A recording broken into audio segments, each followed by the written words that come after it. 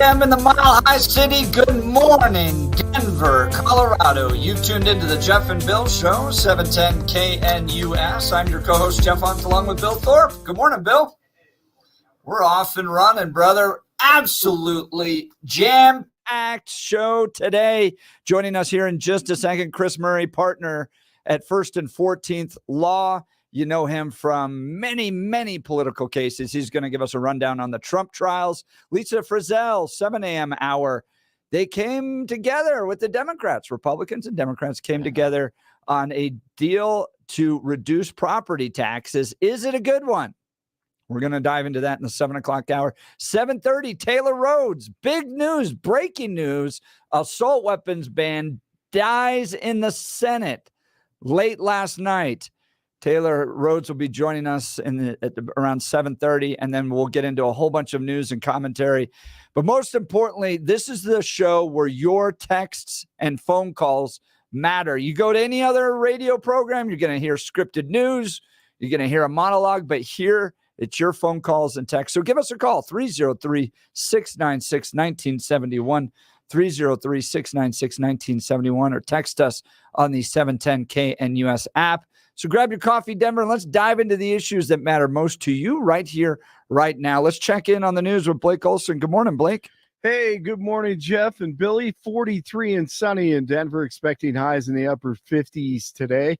The 7-10 5-day forecast is coming up. Our top story, the clock is ticking to lower property taxes across the state. Lawmakers hoping to take action before the legislative session ends tomorrow. A bipartisan bill would bring relief to homeowners now and in the future. It reduces bills by 10% for homes valued at $700,000 or less. So far, for a $400,000 house, it knocks off $40,000. Governor Polis says no one should be priced out of their home because they can't afford the property tax. The bill must pass by tomorrow to begin next year. Judge Juan Marchand threatened former President Trump Monday with jail time for violating his gag order again when he talked about witnesses in the New York case that continues today. Newt Gingrich broke it all down on FNC. This is a corrupt, deliberate assault worthy of Putin or worthy of Cuba or worthy of Venezuela, and we better wake up. In an ideal world, the Supreme Court would proactively intervene, strip this judge of this case. Every major neutral lawyer has said, there is no case here. This is an absurdity. And yet we continue to grind forward and continue to pretend that this is about the rule of law. That's exactly right. Blake, did you see the Babylon Bee headline that had Donald Trump looking like the Hannibal Lecter? No, at this point, they've had to strap him down and put a face mask cover over him. That's essentially how they're treating him these days. Well, that's going to be a powerful image for those supporting Trump and future supporters of Trump, because that's what's going to happen. Pro-Hamas supporters headed to the Metropolitan Museum of Art in New York Monday as celebrities were heading into the annual Met Gala. The Hamas supporters will hold rallies at Berkeley and at UCLA today, and the encampment at Auraria campus in Denver continues to grow. The White House confirms it's aware of a U.S. soldier that has been detained in Russia. The soldier is reportedly accused of stealing, but it's not clear if the charges are legitimate or not. He had been stationed in South Korea and traveled to Russia on his own. Gosh, come on, man. Well, come on. Seriously. Do we have to go through this again? It looks like it. Man. No. Is there anywhere else you could go, maybe? Right. I don't know. Try China. Colorado is one step away from cracking down on predatory towing practices. The bill now heads to the governor after passing both the House and Senate. It would ban companies from automatically towing vehicles on private property, requiring they get permission from owners at least 24 hours before it happens. And a bill that would ban the use of cell phones while driving has passed the Colorado House and is moving to the Senate. The current state law only bans people under the age of 18 from using cell phones while behind the wheel, but the new bill would expand the law to all drivers and bring a $75 fine. The only exceptions to the law would be emergency situations where the driver has pulled over or if the driver uses a hands-free device. All right, news brought to you by Lair Fireplace and Patio, Denver's premier source for everything fireplace, patio, and grills, locally owned and operated since 1954, online at lairfireplacepatio.com. It's 40 in Greenwood Village, 39 in Boulder, and 43 in Denver. This defense to Minnesota has been incredible. Murray, corner, Watson, no time to fire. Lets it go off the backboard. I love great defense. Just incredible defense by the T-Wolves last night in Lodo. Unfortunately, it came against the Nuggets, 106-80 over the Nuggets in Game 2 of the Western Conference semifinals. They just locked down Jamal Murray and Nikola Jokic, and they lead the series 2-0. Edwards, 27 points. So, yes, you have to give credit to them, but, we didn't own our spots, and we didn't meet their aggression and physicality at the level that we needed to. Well, you got that right. I don't know. It's going to be very difficult to climb out of this one as they head to Minneapolis. Avalanche and Stars drop the puck tonight in Dallas, Game 1 of the Western Conference semifinals, and the Rockies back in town tonight against the Giants. It's Tuesday. Jeff and Bill continue. Blake Olson, News Talk 710 KNUS. Your 710 5-day forecast calls for windy conditions here to start the week as the storm passes to our north. It'll be cooler today. We'll stay in the 50s. There will be a few isolated showers early, then maybe a few isolated showers later today, becoming windy. Lows tonight near 40. Very strong gusty winds developing near the foothills and to our north. Windy on Tuesday. 50s and low 60s with a few isolated showers and thunderstorms. Windy and cool near 30 Tuesday night. Windy and cool 55 to 60 Wednesday. Chance of showers, brisk winds and colder Thursday and Friday. Meteorologist Don Day, 710 KNUS.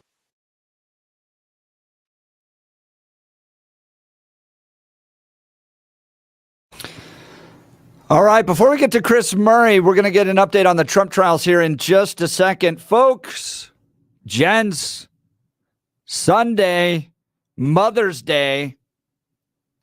I know a lot of you just gasp because you still got to get that gift. I got the perfect gift for you. If you're looking for something truly special that I'm going to get my mother because she loves massages, Beau Visage. All right? I realize that restaurants and flowers are always popular, but let's be honest. In today's world, many women lead a stressful life, juggling time between her job and family. So this Mother's Day, give her something she really needs, some time to herself, just to rest and relax. Buy her a few hours of pampering at Beau Visage Skin Care and Spa. It's in Greenwood Village. There's also one down in Littleton. Or get her one of those luxurious treatments like a relaxing massage or a wonderful European facial. Folks, I've been to Beau Visage myself. Took my wife there. We did a couples massage around Valentine's Day. She loved it. I loved it. I can promise you this place is great. It's professional, first class. They do a terrific job at very competitive prices. For details, give them a call, 303-779-5002, or visit them at bvspa.com.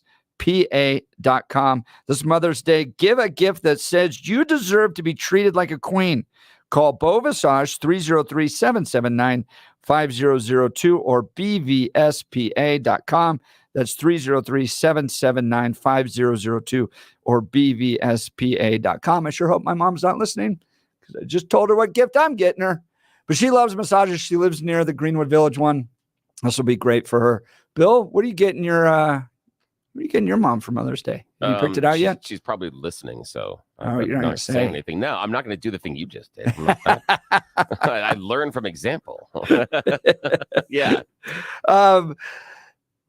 My wife, as you know, as I've said on the show many times, is like Monica Geller from Friends. So it is a pre-approved gift. Oh, that's fantastic. How do you hear here are the options? Which one would you like? Oh, that's great. All right. Donald Trump back in court today. what are we on, like day 14 now, I think, of this trial? I brought in good friend of the show, Chris Murray. He's a partner with First and 14th Law. He's served on a number of presidential campaigns, political campaigns as legal counsel. And so I thought he could give us the best insight to really what is a political prosecution. But Chris, thanks for being on the Jeff and Bill Show. It's good to be with you as always. What a time to be alive, Jeff. Let's start with the Trump trials in New York. How's it going for the prosecution there? Do you think they're making their case? Well, I mean, I think they're trying, right? I mean, so just a good reminder for your listeners about what is their case? Like, what is this case about, right? And everybody calls this, it's the hush money trial. It's the hush money trial. What this case is about is criminalizing, an attempt to criminalize 2 settlement payments that were made to a porn star and a former Playboy model right before the 2016 election to essentially buy their silence about alleged encounters with then candidate Trump. And this wasn't the only one. There was a doorman, too, that they paid off $50,000, and his story was total baloney. Right. That's exactly right. And what's being charged in New York is essentially what the Federal Election Commission and the Department of Justice refused to charge, which is that New York is alleging, look, hey, these payments benefited Trump's campaign, right? That means that they're illegal campaign contributions, undisclosed campaign contributions, either from the Trump organization to the Trump campaign or from the National Enquirer to the Trump campaign. The Federal Election Commission refused to bring criminal charges in either one of these cases. And they did in a similar instance with Hillary Clinton on the Steele dossier. So they basically said this was not recorded properly. This was a campaign contribution. And Hillary Clinton, in that case, paid a fine. So, correct. And by the way, the National Enquirer paid a fine for the Karen McDougal payment. Oh, did it? Yeah, the FEC said, hey, look, this is an undisclosed improper campaign contribution. The National Enquirer didn't fight it. They just said, all right, so we pay a fine, no big deal. They're used to doing that. Yeah, right. But I mean, but that's civil liability. That's not a crime. Right. What the New York Attorney General is saying, you cooked your books, you falsified your business records to make the payback to both the National Enquirer, right? Payments to the National Enquirer and payments to Michael Cohen, remember him, look like payments for legitimate services when actually what they're payments for is paying them back for illegal campaign contributions, even though there was no criminal prosecution brought by the federal government. And that's unique because New York can't necessarily prosecute for a federal election. They could prosecute for a state-based election, right? Right. But I mean, the charges that are being brought are essentially falsifying business records in order to cover up criminal activity. Right. And it is a Class E felony. Like literally, it's like the felony you get when there's no misdemeanor that fits. It's the lowest level felony in New York. And this is typically for stuff like tax evasion. I've never seen it. I work in the political area. I've never seen this sort of a prosecution for a campaign finance related to a campaign finance issue. Wow. So what happened in the DA's office, though, early on was that they didn't think that this was Alvin Bragg didn't want to prosecute this, right? Early on. That's right. And changed his tune. And that's right. Initially, he was planning to decline this. And he did change his tune. Why? Nobody exactly knows. Because Colangelo showed up. Right. Well, but I mean, I don't know exactly what went on in Alvin Bragg's mind. Right. But he did change his mind and decide to bring these charges after initially, I think, properly saying, hey, look, if there's no underlying federal crime, that's the campaign finance violation, then how can there be a New York crime for falsifying business records to cover it up? So are they successful in prosecuting this from your perspective? I mean, so far, look, like, what are they trying to do? They're trying to show the jury so far in trial. They've brought out recently they've had David Pecker, who's the head of the National Enquirer. Right. He's been on the stand for a few days, and they've basically laid out like, look, what did you do with the Karen McDougal story? She's the Playboy model who we hear a lot less about than Stormy Daniels, because I guess between the two, she's less of a self-promoter. And this, look, they say, look, you caught and killed this, which means you bought the story and then you didn't publish it. And he basically said, yeah, I did do that. Right. And they're asking, well, why did you do that? Well, I thought it might be an interesting story and I might want to run with it. I wasn't sure at the time, but I wanted to have the exclusive rights to the story.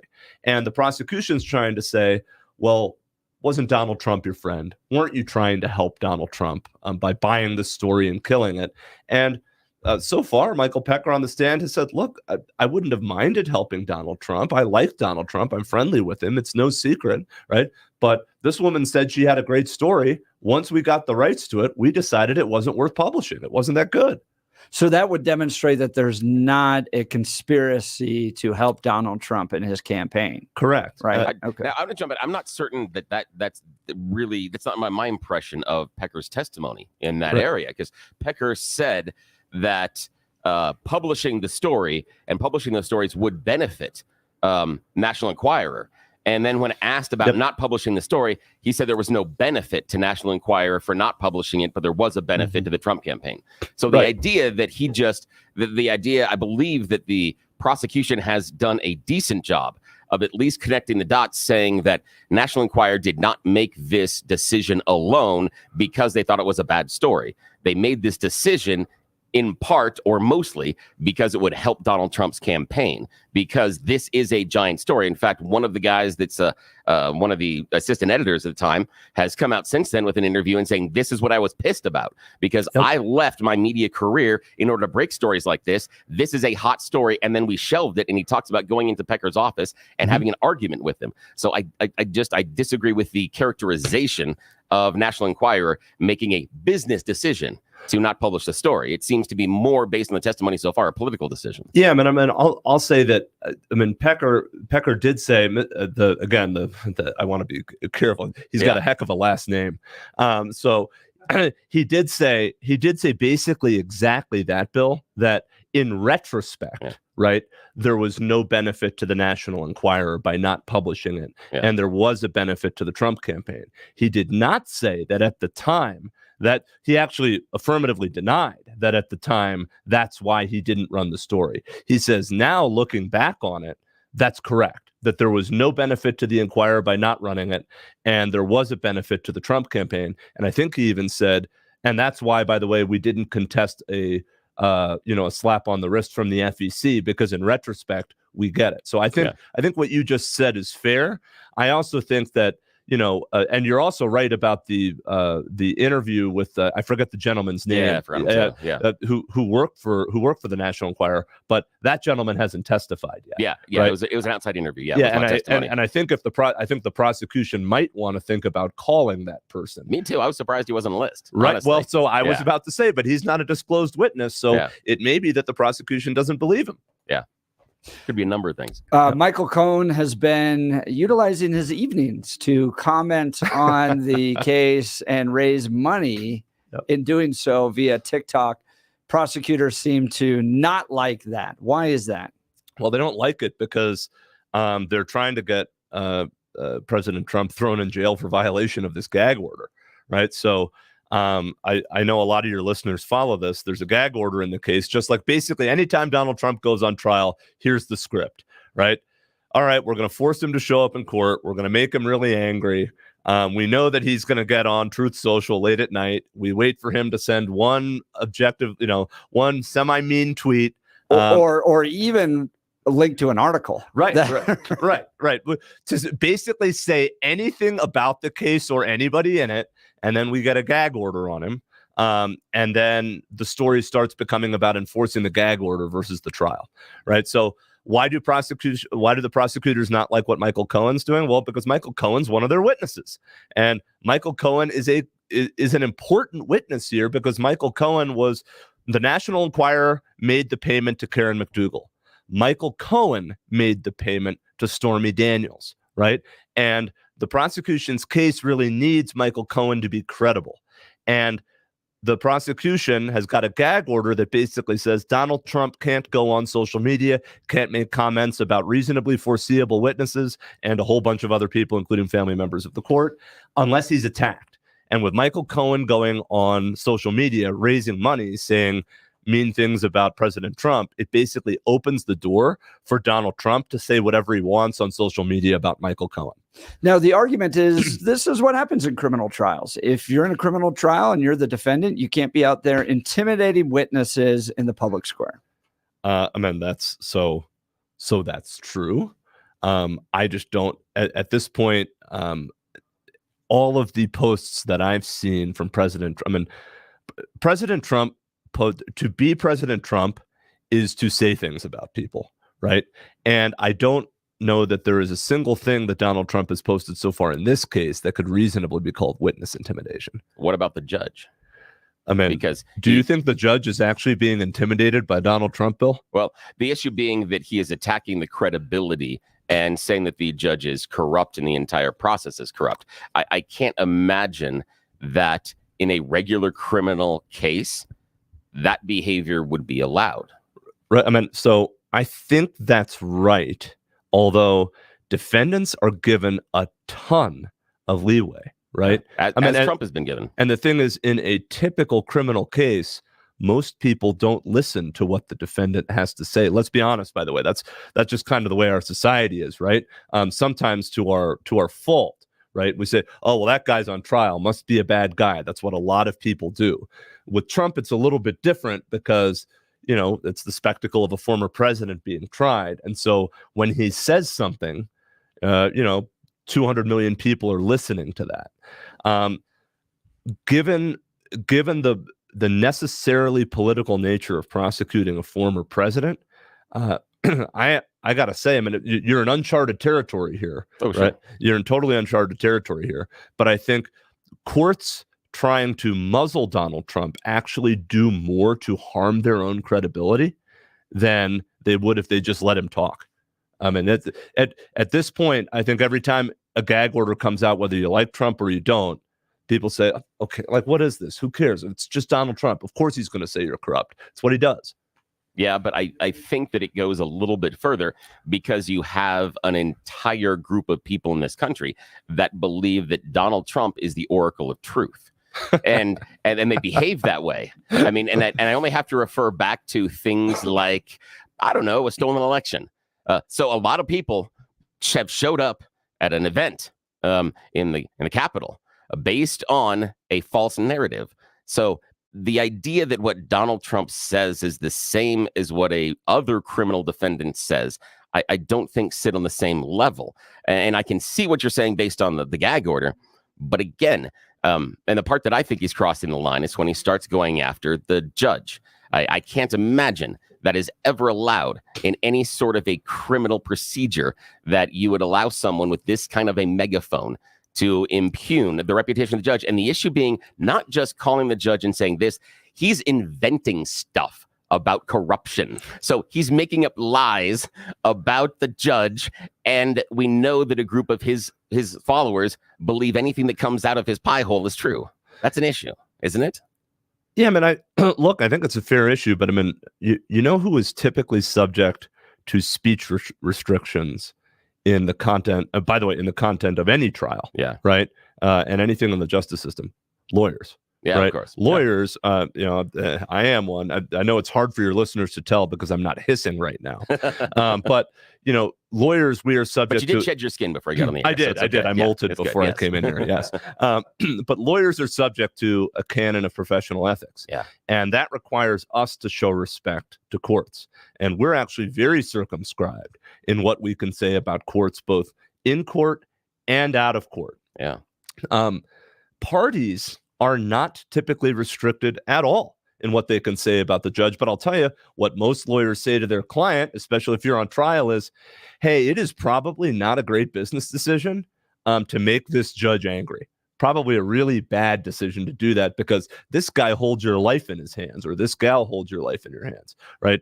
Don't make them angry. Don't say stupid things. Yeah, but then Trump creates that self-fulfilling prophecy, because what he does, just like he's doing now, he wants to get thrown in jail based on violating the gag order, because he knows politically that is a win for him. And so he also knows that by attacking the judge, if the judge does anything to him, it then becomes a self-fulfilling prophecy, because he then goes, look, he's doing exactly what I was accusing him of doing. And so he allows what he claims to be true to then through perception to be true. He's doing this on purpose. You just nailed it, Bill. And that's why I think every judge who plays along with this, right? Yeah. If I were a judge, unless I was genuinely, so I'll say, here's one thing. I don't know Judge Marchand from anybody else. Okay. Yeah. And so I may be wrong about this. I want to be totally clear. I don't know him. I know nothing about him, but I will say, I can't imagine. I'm sure he has had some truly scary men and women in front of him. Yeah. Right. Most judges have. They have had some people who you look at and you say, boy, I'm really glad there's a bailiff in here. Yeah. Right. I don't think if I were to bet, he's not actually afraid of Donald Trump or Donald Trump's followers. Oh, well, right? I detect crocodile tears here. And that's why I would say, don't play along with this.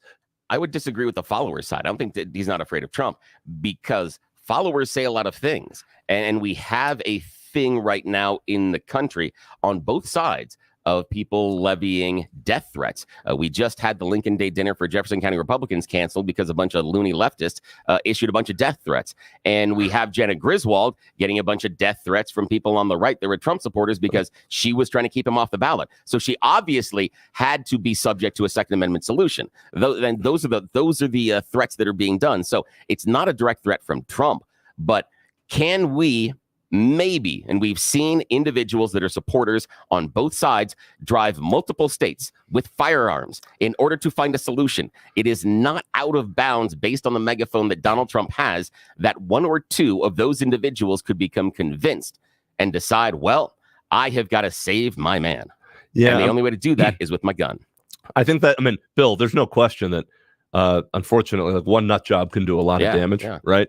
But I got to tell you, I tend to think that the odds of a nut job doing something crazy go up if Donald Trump gets thrown in jail for violation of a gag order, right? Yeah, versus if he's allowed to just spew his invective, or occasionally his legitimate points, right? Into space and say, hey, look, and if the judge said, look, this guy's a candidate for president of the United States, I'm a big boy, I'm going to run this trial, he can say whatever he wants about me, go ahead. I actually think there's some people who would have more respect for the judge if he did that. Possibly. What about the jurors that left because they were already identified and received threats? Because, we have direct causation there. Bill, of that behavior. Are you trying to tell me you've never tried to get out of jury duty? No. I got a great one. I know George Brockler. It gets me out of every jury duty I've got ever. That's a great one. He's our BFF. Yeah, I do have a question here, and then I want to get to a break. And if can we stick around and talk about the trial, the classified documents? Sure, great. You have a judge who's donated to Biden. Mm-hmm. You have prosecutors that have worked in the Biden administration. You have a jury pool that's 87%, likely Democrat. Mm-hmm. At least that's the city that it's come from. Mm-hmm. Do you think Donald Trump's going to get a fair trial here? I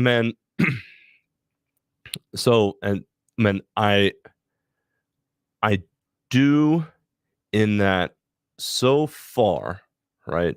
I have not. This is the first case to go to a jury, right? And I'll speak for myself. And, I'm a lawyer. Your listeners will say, okay, well, this guy's a lawyer. Of course he believes in the jury system. I believe in the jury system when it comes to trials.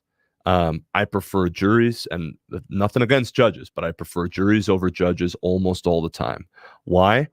Because when it comes right down to it, juries typically do a really good job of cutting through to what matters. They're together. They're a human lie detector, right? And they can smell if something actually matters or not.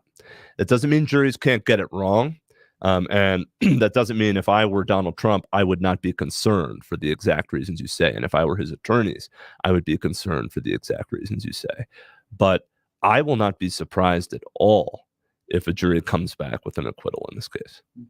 Talking with Chris Murray, he's a partner with First and 14th Law. He's been on many political campaigns serving as legal counsel, as well as for the state party at one point. We'll continue this conversation in just a second. Listen, do you have a high school student considering their college plans? Are you ready to discover more about their gifts and talents? Do you hope to see them become part of the next generation of Christian leaders? Your student is invited to Colorado Christian University's Discovery Preview. This week-long event is completely free. Discovery Preview is designed for students who desire to seek God's purpose and calling in their lives. Students are immersed in the community, culture, and mission of CCU. Workshops focused on calling, career, and Christ-centered leadership help them explore their unique strengths and potential career options. CCU's Christ-centered community will even take the students on a Colorado adventure to experience the beauty of the Rocky Mountains. Eligible students can also qualify for a $1,250 annual scholarship for attending. Don't miss Discovery Preview this summer, June 17th through the 21st.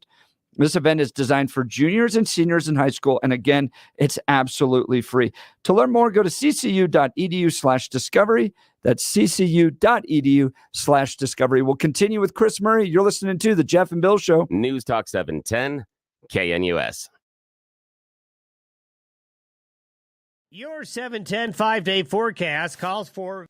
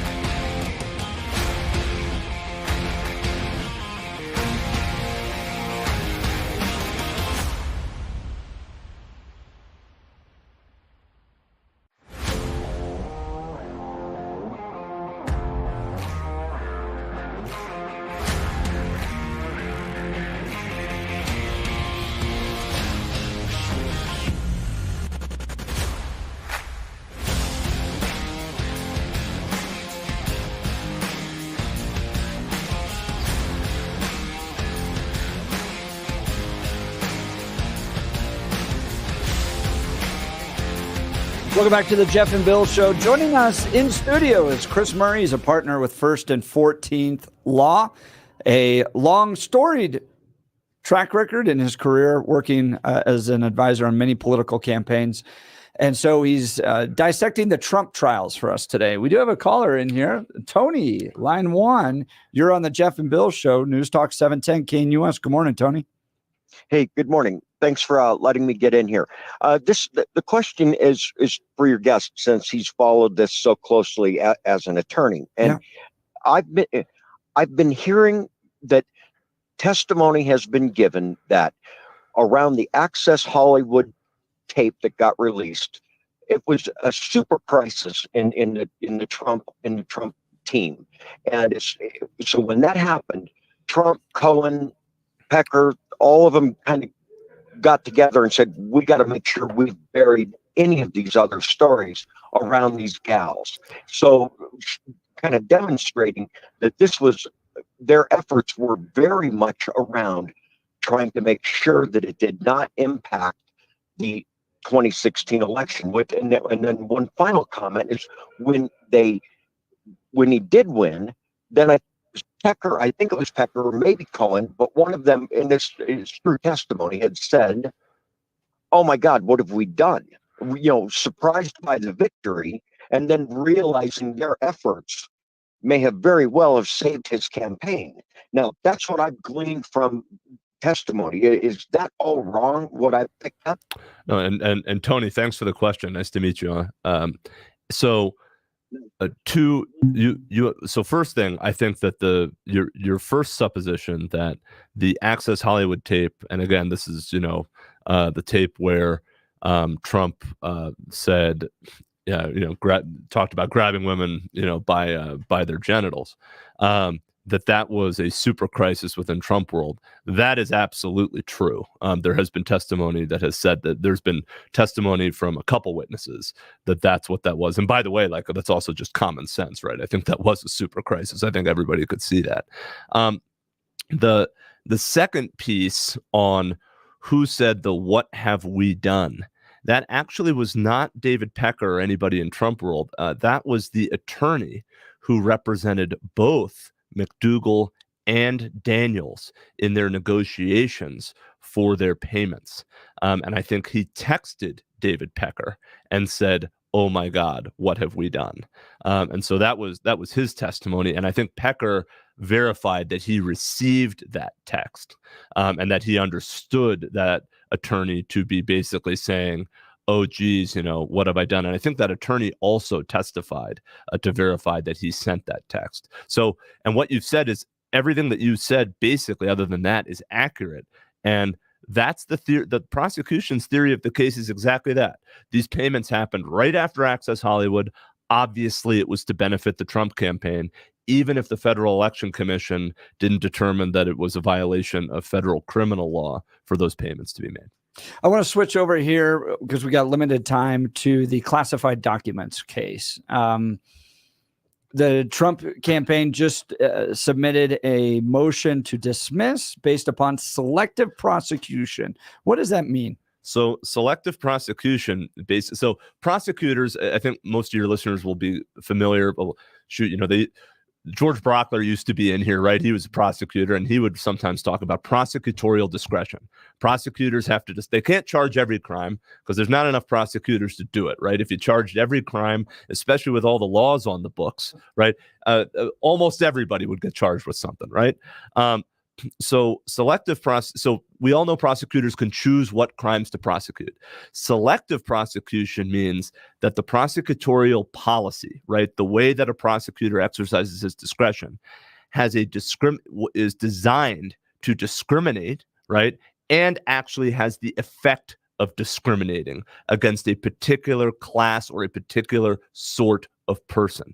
And so the Trump defense filed a selective prosecution motion to dismiss, saying, hey, look, there's been tons of people who have violated the nation's policies with confidential documents. None of them have been prosecuted in this way. And it appears that Donald Trump is the only one who's been prosecuted this way because he's the chief political rival to the sitting president of the United States. It's actually not a bad argument. I don't think Judge Cannon in Florida is going to touch it with a 10-foot pole, but this is the sort of argument that is being set up for a court of appeals, that under the existing law, and if your listeners want to read the case that is the most recent good case on this, it's United States versus Armstrong, a 1996 U.S. Supreme Court case. And most of selective prosecution dismissals and issues are in the context of racial discrimination, but they can also be based on the exercise of the right to free speech. And that is the basis on which Trump's team is moving to dismiss the classified documents case. No, the argument that Bill often makes is that this is, I hear these in my dreams, Bill, after I go to bed at night. That, look, yes, Donald Trump took the documents, and yes, Joe Biden took the documents, and yes, Barack Obama took the documents, and yes, Hillary Clinton had an illegal server. But when they were confronted by the archivists, they gave them back. And Trump didn't. And that's why Trump should be prosecuted as opposed to the others. That's just what Trump is being prosecuted for. That's what Jack Smith's indictment is. It's the idea that he has not indicted him for having any of the classified documents. He's only indicted him for the ones that were requested back that he then violated when they had the subpoena. And so that's the ones that he's been charged with. So that's the differentiation point in the charges so far. Right. I mean, so fair enough. I would actually, Bill, I'm going to take you on a trip down memory lane, and if all of your listeners too, because just like with almost anything screwy in our modern politics, right? There's an analog in the Clinton administration, all right? Sure. And Bill, do you remember the name Sandy Berger? Yeah. All right. So he put the stuff in his pants in the skiff. That's right. I mean, and I'll just remind your listeners quickly. Sandy Berger was Bill Clinton's national security advisor. Absolutely. Right? After 9/11, the Bush administration requested some help for the 9/11 commission, right, and asked the Clinton administration and actually some representatives from the Reagan and Bush 1 administrations to come in and go through some classified materials and help basically sort them, right, for the 9/11 commission, and basically make sure the 9/11 commission got stuff that at the time when those administrations left office didn't seem important, put it under the nose of the 9/11 commission, because the whole point of the 9/11 commission was, shoot, what did we overlook? How did this happen? Okay, so Sandy Berger was the Clinton administration's designee for this project. He went into the archives 4 times, right? By the 3rd time, the archivists were saying, we think he's shoving stuff in his pants. Yeah, right? They're missing stuff because they have a list of it. And it turned out, by the way, this guy's a lawyer. I mean, he's a barred lawyer in D.C., $1,000 an hour guy.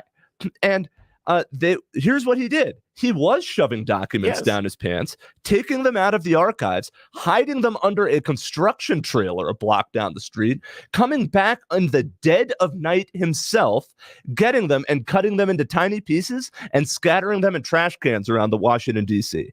To this day, nobody knows exactly what he took. Nobody knows. You want to know why nobody knows? Because he wasn't prosecuted. Yeah.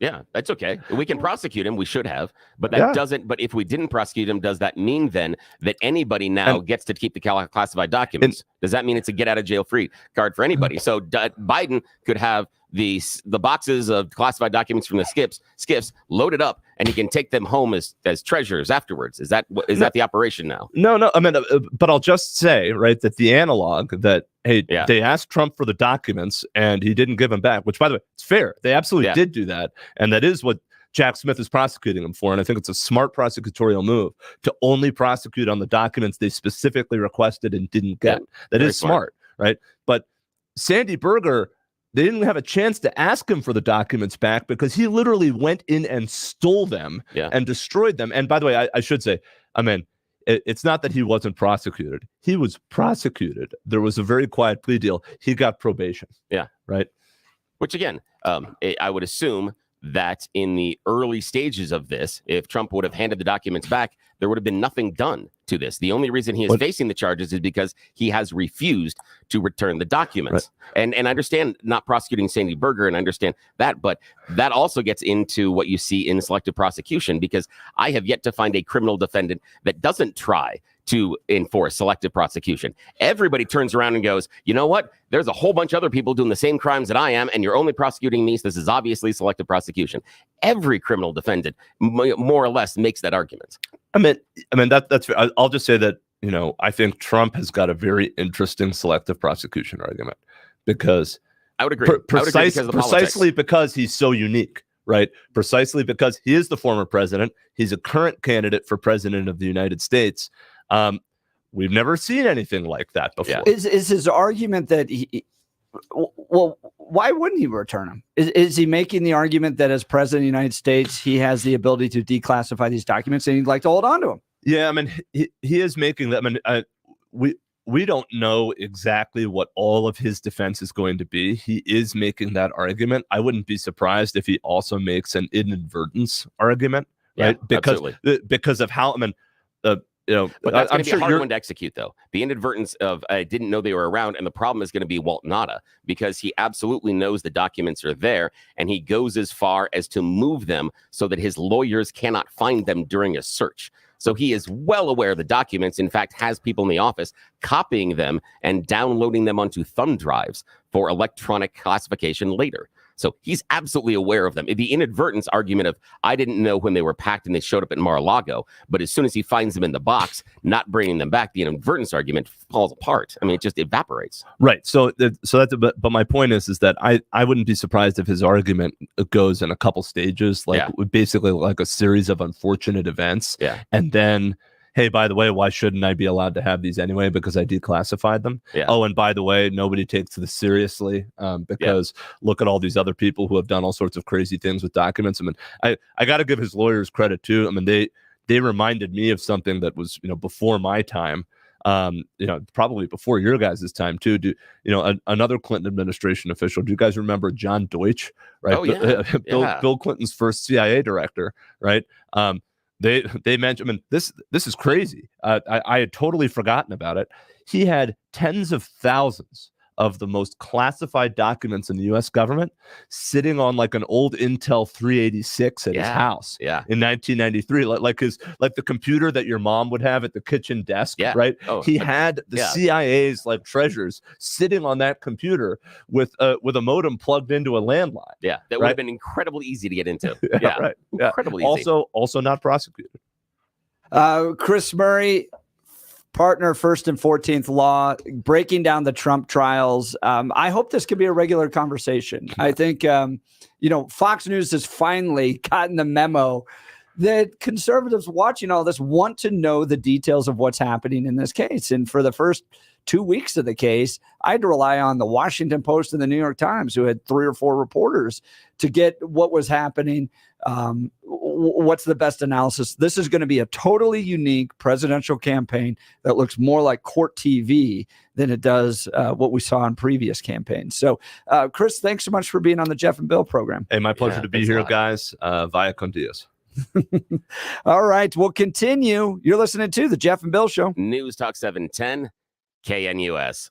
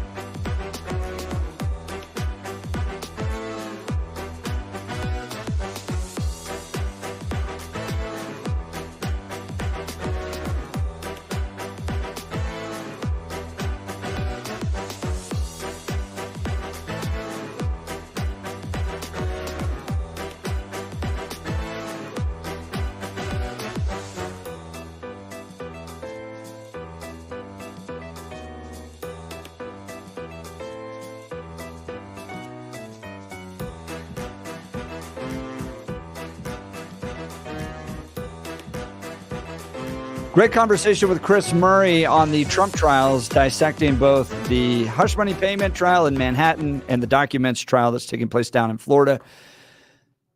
Coming up in the 7 o'clock hour in just a few minutes, State Representative Lisa Frizell is going to join us. Headline out of Colorado politics yesterday: Polis lawmakers, others, strike deal expected to reduce property taxes by $1.3 billion in the first year. Sponsors say Senate Bill 233 will reduce commercial property tax assessment rates and home valuations, the largest property tax reduction in 20 years. Saw, though, on Twitter that Michael Fields, good friend of the show with Advanced Colorado, was not thrilled about this deal. So we're going to talk to Representative Lisa Frizell on the details about it. This article is wild. They were negotiating for hours and hours and hours up until the end of this. I think 15 hours in the final few days. Governor Polis joining with Senate Democrats, House Democrats, and then House and Senate Republicans as well to try to come up with a bipartisan deal. You remember Proposition HH failed? Yep. They tried to call a special session. It didn't come together in the special session. There was a mandate, in many ways forced, because Advanced Colorado was going to put something on the ballot this November to deal with this. So it forced Republicans and Democrats to the table. But is this a good deal? She was part of the architecting of it. This to me is proof why our friend and companion John Caldera is right yet again, because they didn't get anything done until the tail end.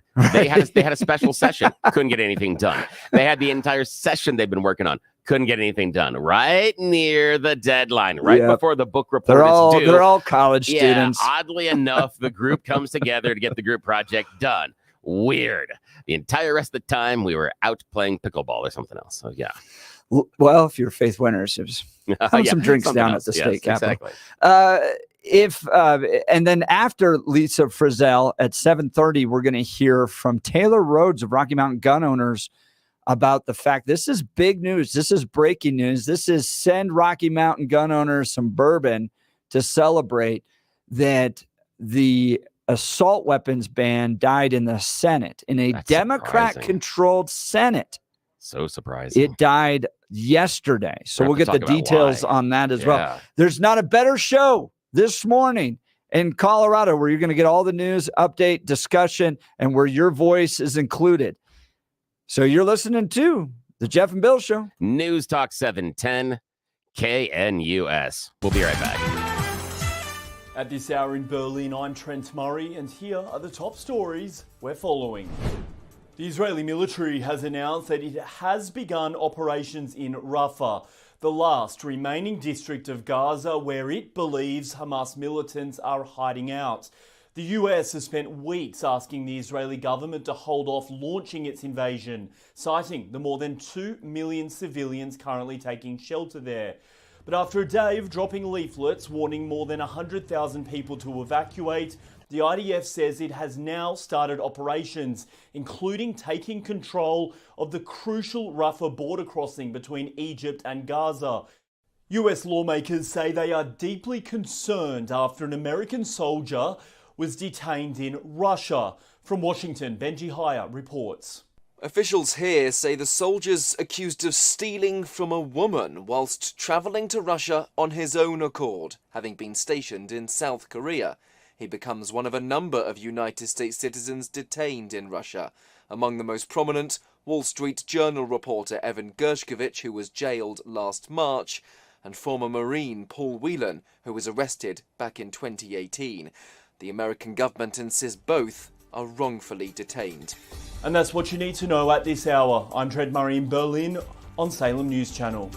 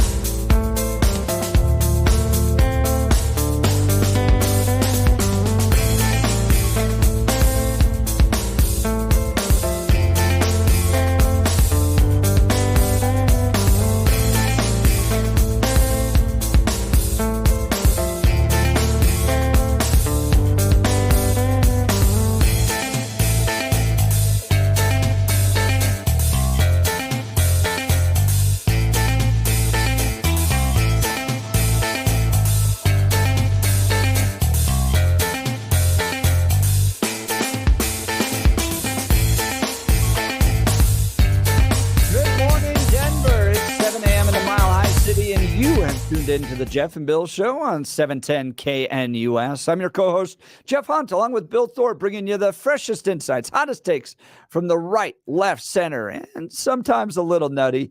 It's going to be another beautiful day in America's greatest city, and we're gearing up for a whole nother hour of engaging discussions, critical analysis, and most importantly, your calls and texts, because this is where Denver's voice is heard loud and clear. Phone lines will be open, 303-696-1971. That's 303-696-1971, or text us on the 710 KNUS app. Grab your coffee, Denver, and let's dive into the issues that matter most to you right here, right now. Coming up here in just a second, Representative Lisa Frizell of Castle Rock is going to join us. Headline out of Colorado politics yesterday: Polis and lawmakers, others strike deal expected to reduce property taxes by $1.3 billion in the first year. Sponsors say Senate Bill 233 will reduce commercial property tax assessment rates and home valuations, the largest property tax reduction in 20 years. Representative Lisa Frizell was part of the team that put this deal together. She's going to join us just after the news. Let's check in on the news with Blake Olson. Good morning, Blake. Good morning, Jeff and Billy. 45 and sunny in Denver, going for a high of 60 today. The 710 5-day forecast is coming up. Our top story: a few flight delays this morning at DIA after all the wind challenges on Monday. Should be a little better today. Check before you head out. It looks like today is the end of a possible Colorado assault weapons ban. The lawmaker behind the bill plans to ask a committee to postpone it indefinitely, saying it has no chance of becoming law this year. Senator Julie Gonzalez feels more conversations are needed as they're up against a deadline tomorrow. Joe Biden paid supporter. My grandfather would tell me when I walked out the door in North Washington Avenue in Scranton. Judge Juan Merchan threatened former President Trump on Monday with jail time for violating his gag order when he talked about witnesses in the New York case that continues today. Chris Murray from First and 14th Law here in town joined Jeff and Bill this morning to clean up all the muckety muck. It's the lowest level felony in New York, and this is typically for stuff like tax evasion. I've never seen it. I work in the political area. I've never seen this sort of a prosecution for a campaign finance related to a campaign finance issue. And Ohio's Jim Jordan on the situation. The country is laughing at this case, and it's why President Trump's numbers, I think in the latest Rasmussen poll, he's up like 10% in the national poll. That's because the country sees through it all. They see through what Jack Smith is doing. They see through what Alvin Bragg is doing. And they've a long time ago seen through what Fani Willis is doing in Georgia. That's the real conspiracy. Jack Smith, Alvin Bragg, Fani Willis looking to conspire to impact the 2024 presidential election. On Fox News Channel last night, Russian President Vladimir Putin is ordering military drills that include preparing for the use of tactical nuclear weapons. Putin said Monday's order for the drills are in response to threats by the West. Today marks his inauguration ceremony for his fifth term as president. The clock is ticking to lower property taxes across the state of Colorado. Lawmakers hoping to take action before the legislation session ends tomorrow. A bipartisan bill would bring relief to homeowners now and in the future. It reduces bills by 10% for homes valued at $700,000 or less. Governor Polis says no one should be priced out of their home because they can't afford the property tax. The bill must pass by tomorrow to begin next year. Colorado is one step away from cracking down on the predatory towing practices. The bill now heads to the governor after passing both the House and the Senate. It would ban companies from automatically towing vehicles on private property, requiring they get permission from owners at least 24 hours before it happens. It's 40 in Superior, 42 in Parker, and 45 in Denver. Look at this. Here we go again. Another turnover. Edwards the other way.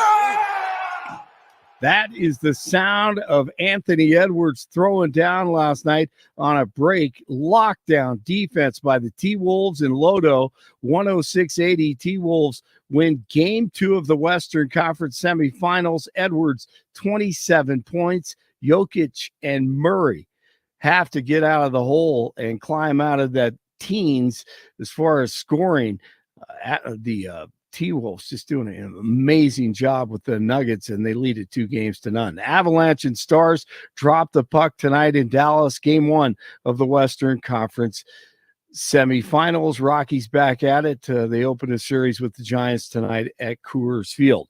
Wonder Woman stunt double Jeannie Epper has passed away at the age of 83. Linda Carter's stunt double. She was the godmother of stunt women in Charlie's Angels, The Bionic Woman, and more. Speaking of stunts, Jeff and Bill continue. Blake Olson, News Talk 710 KNUS. Your 710 5-day forecast calls for windy conditions here to start the week as the storm passes to our north. It'll be cooler today. We'll stay in the 50s. There will be a few isolated showers early. There may be a few isolated showers later today, becoming windy. Lows tonight near 40. Very strong gusty winds developing near the foothills and to our north. Windy on Tuesday. 50s and low 60s with a few isolated showers and thunderstorms. Windy and cool near 30 Tuesday night. Windy and cool 55 to 60 Wednesday. Chance of showers, risk winds and colder Thursday and Friday. Meteorologist Don Day, 710 KNUS.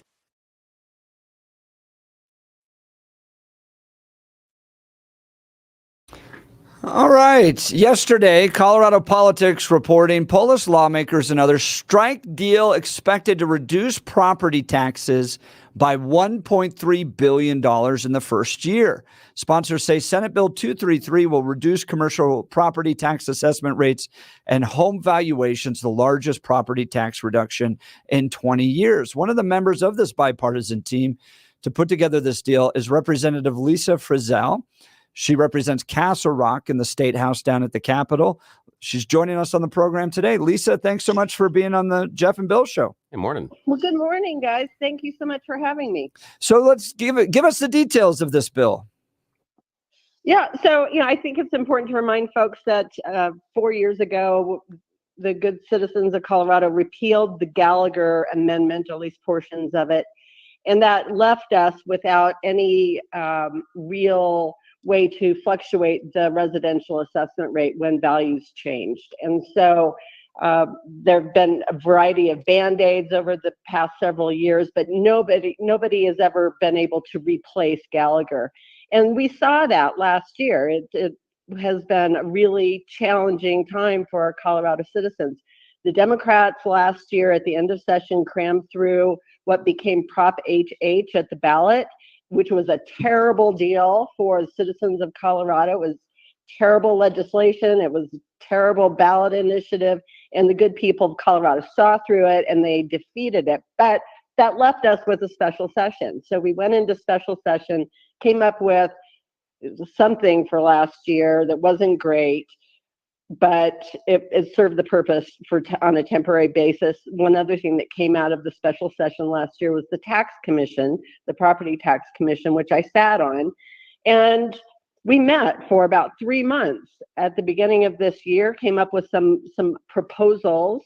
And since then, we have been negotiating hard with the Democrats, trying to bring real property tax relief to the citizens of Colorado.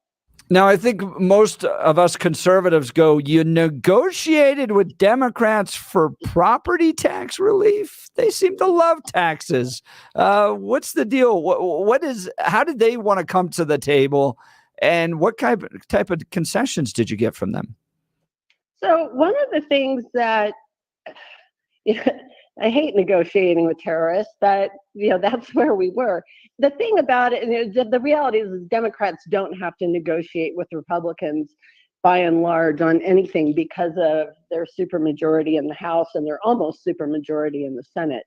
And so, but the thing is they knew that they had to have a bipartisan piece of legislation in order to get citizens of Colorado on board, because as it turns out, the far left agenda that is represented in the state capitol is not actually super reflective of most people in Colorado.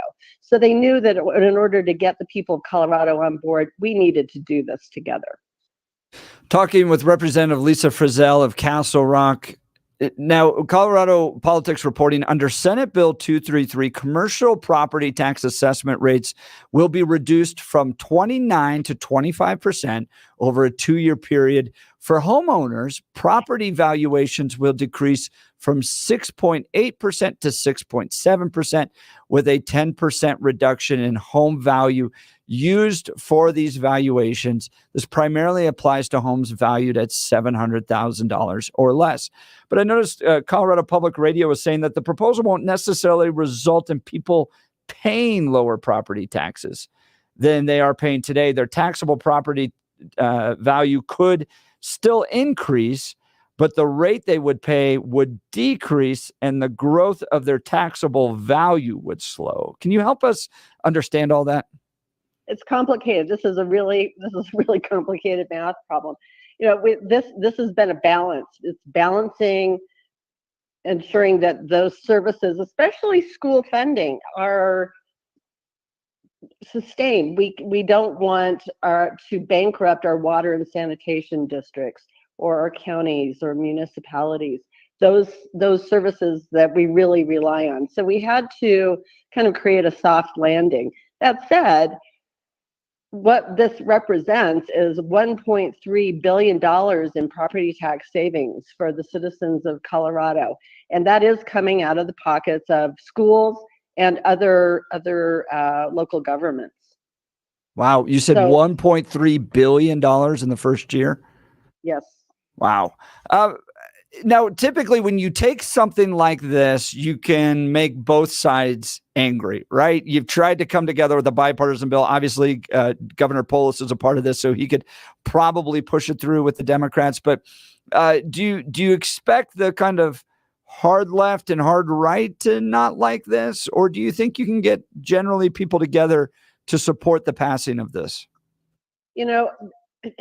Jeff, no piece of legislation is perfect, and nobody. I'd like to say that this is going to be universally embraced. The far left don't really like it too much because it's giving breaks to businesses, commercial property owners that they don't feel is appropriate. They also don't like that we are capping local government revenue, which is a big part of this bill as well. We're capping local government revenue at 5.5%. So we don't see a spike like we've seen over the last few years. We're saying, you know what, that's enough for you. So it's not going to be solely borne. These property value increases are not going to be solely borne by the citizens of the state. So they don't like it, and I would say that the most conservative, some of the pushback that I've heard is, well, first of all, that we had to work with Democrats to strike a deal, but that there's a lot of folks who really think that we shouldn't be paying any property taxes, and that's our system. I didn't create it. You didn't create it. They didn't create it. But this is our system in Colorado, is that we are very strong on local government. That's really a core value of Colorado. And we have a lot of local governments. And they're the ones who provide services to our properties, to our homes, and to our businesses. And we rely on them. One of the groups that came together to support this, a unique name that I saw in there, Scott Wasserman of the Bell Policy Center, and then Lauren Furman of the Colorado Chamber of Commerce. So for those of you that aren't in the weeds of politics, Scott Wasserman has been one of the most lonely liberals out there because he can never get rid of Tabor. He's like the chief guy in Colorado. And out of everything that the liberals have been able to get in Colorado, they've never been able to get rid of Tabor. And Scott was the one that was always pushing this.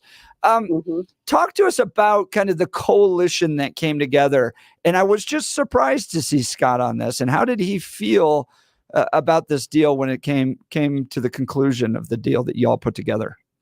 I don't think he loves it, but he knows that we had to have a solution that everybody could live with, and he's not excited about the deep cuts to government, and that's probably, I don't want to speak for Scott, but he was definitely at the table, and he was helping with the math problem. He's a sharp guy. We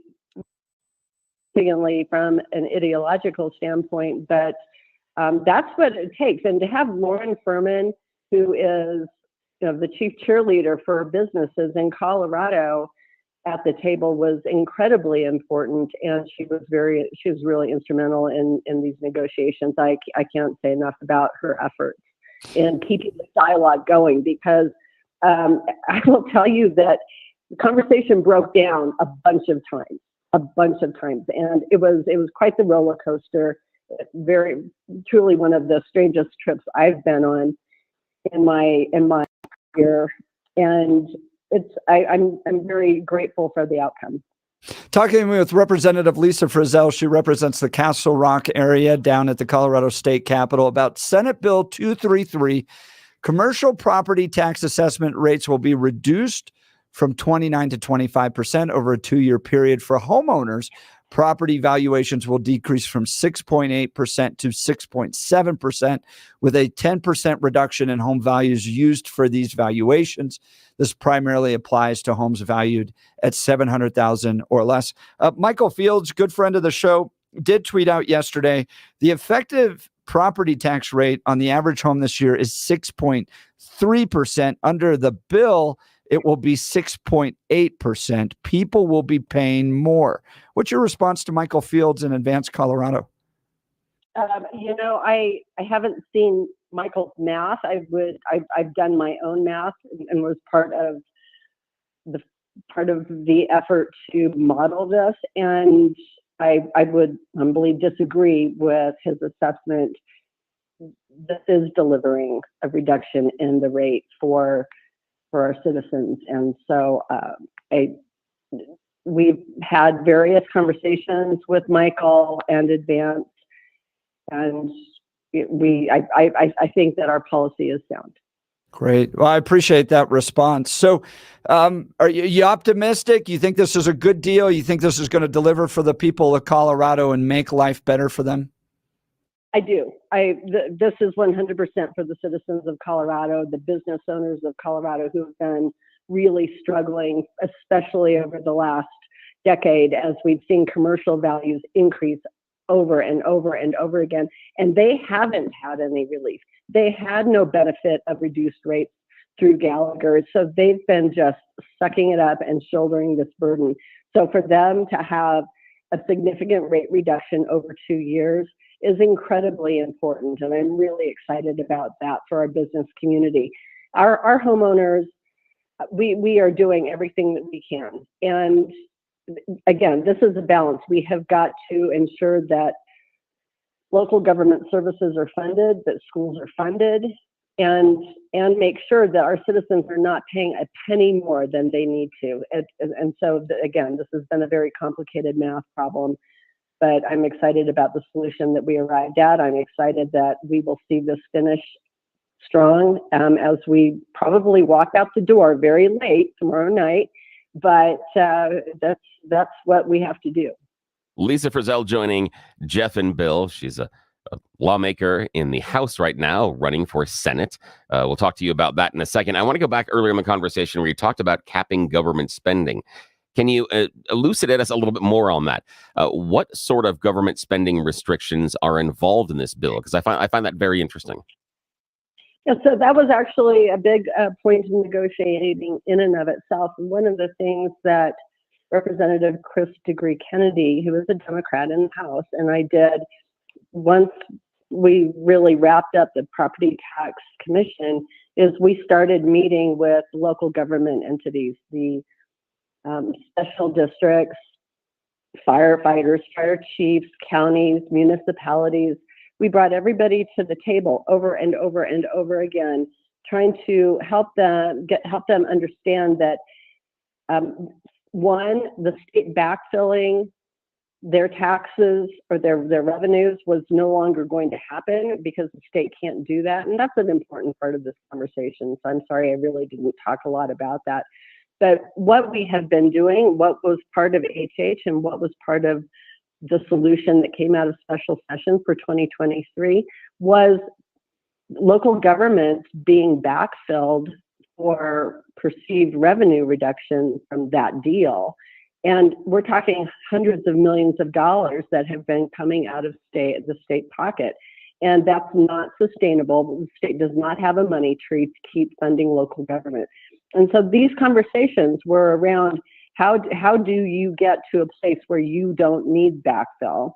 And it's not going to happen. And that's part of this whole deal with 233 is there's no backfill.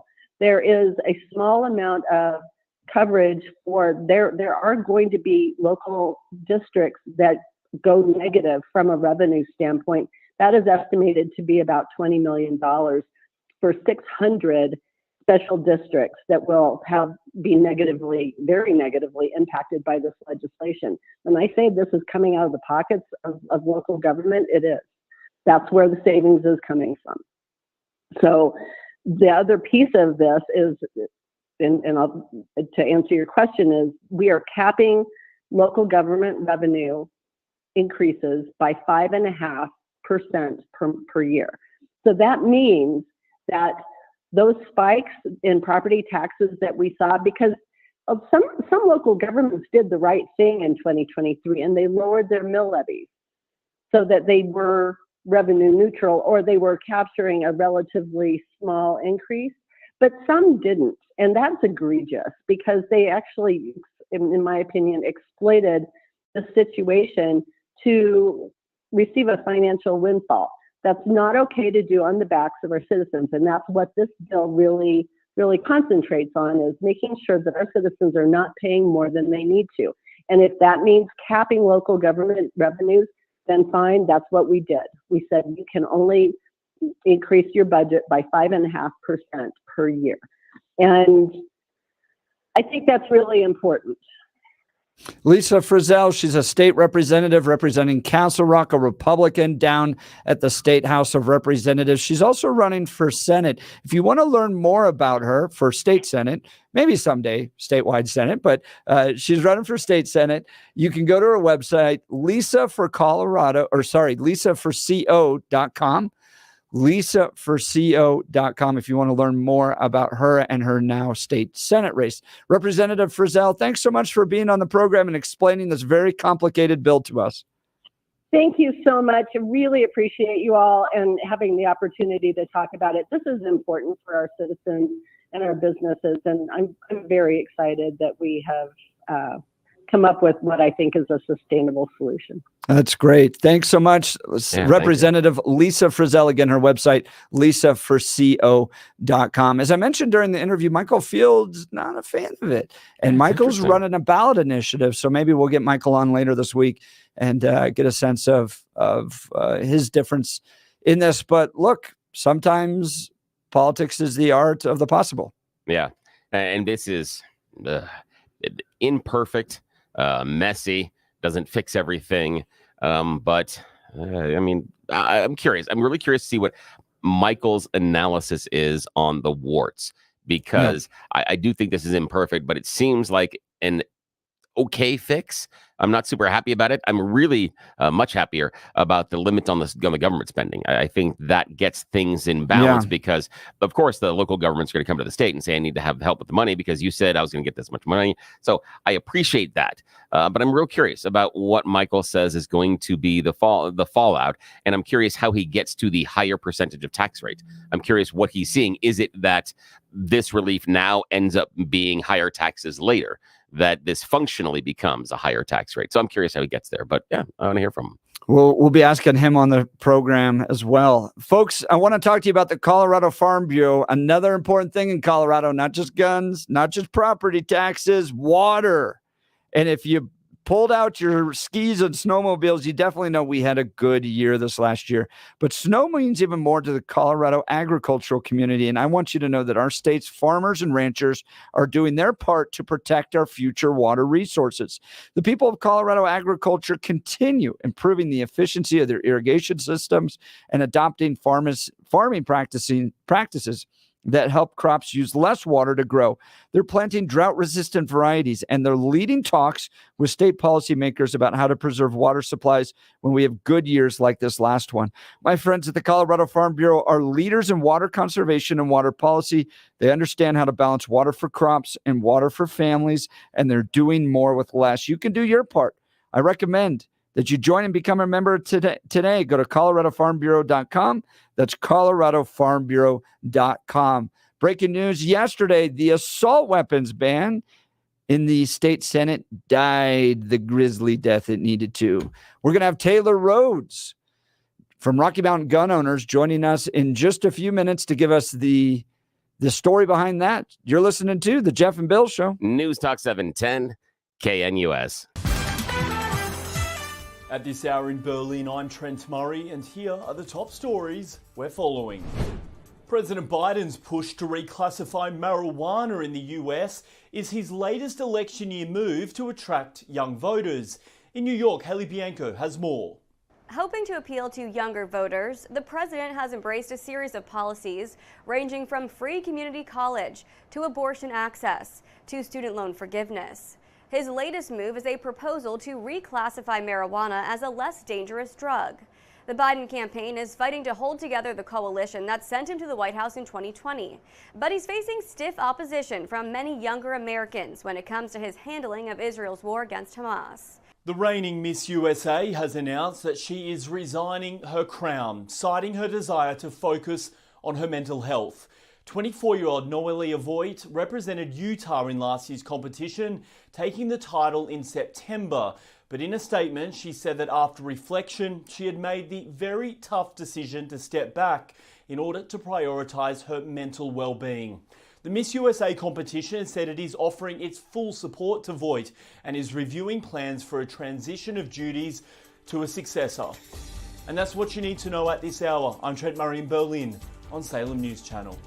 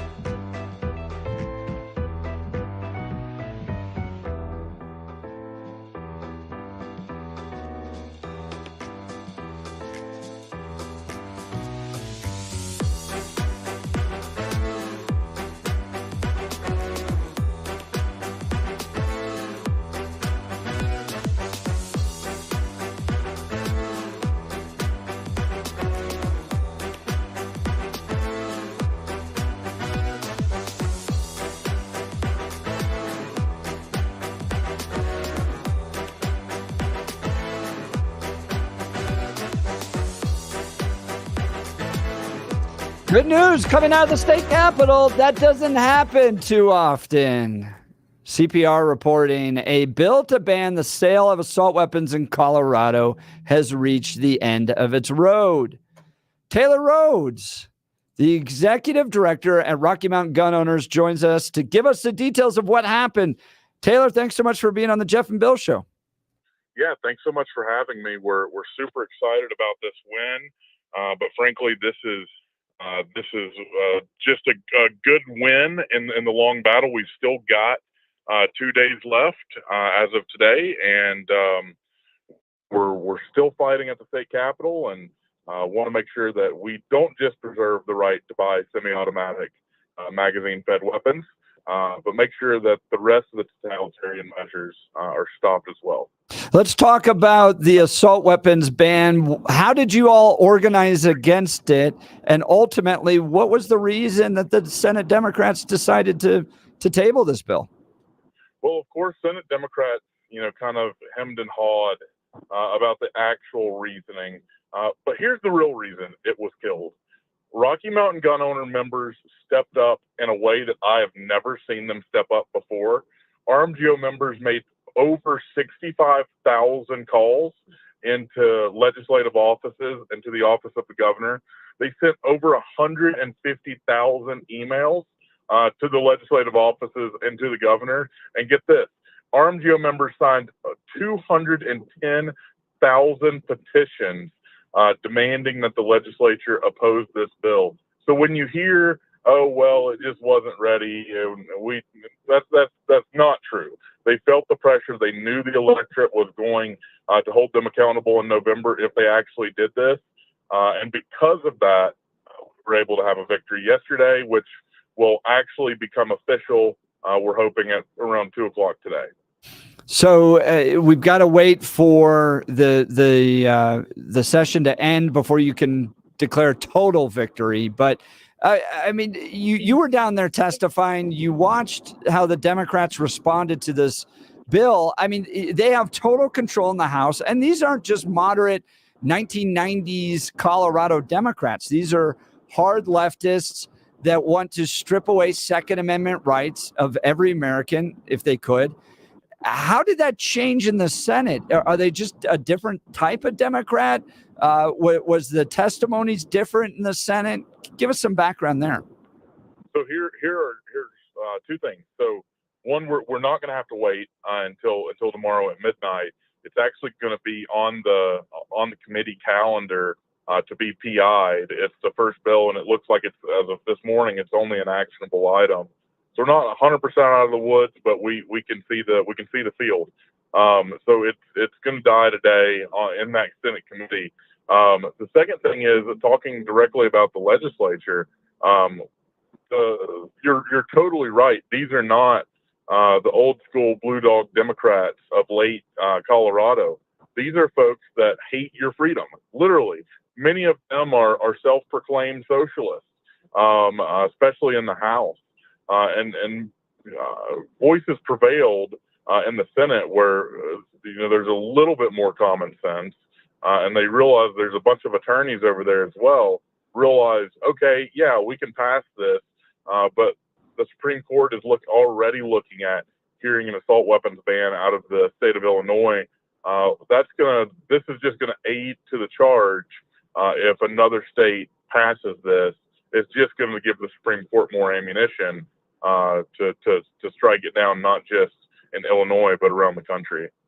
Do you think Jared Polis would have signed this bill? I don't know. I think Jared Polis is one of the reasons that this bill did not advance, as weird as it is to give him credit. It is the last 2 weeks of the legislative session, we've sent roughly 3,000 or so calls into his office specifically just about this bill. And he's been feeling the pressure since really when this was coming back, and we started running legislative pressure into their office that early. So I think overall, like those 65,000 calls, I think I'd have to pull the math on it, but I'm think right around 15 to 20,000 of those were into the governor's office. They couldn't pick up the phone. They had so many calls. Every time they picked it up, it was somebody different on the other end. Exactly. Let's talk about the remaining bills. What keeps you up at night happening down at the state capitol? So last night they passed the gun shop permitting bill. This is a extremely bad bill. The ATF is already extremely overburdensome on gun shops. This is just going to add to that. Our prediction is probably a third of gun shops, especially those small home FFLs, are basically going to dissolve because of this. On top of this, there is the excise tax. That is I guess a 6% tax as of right now.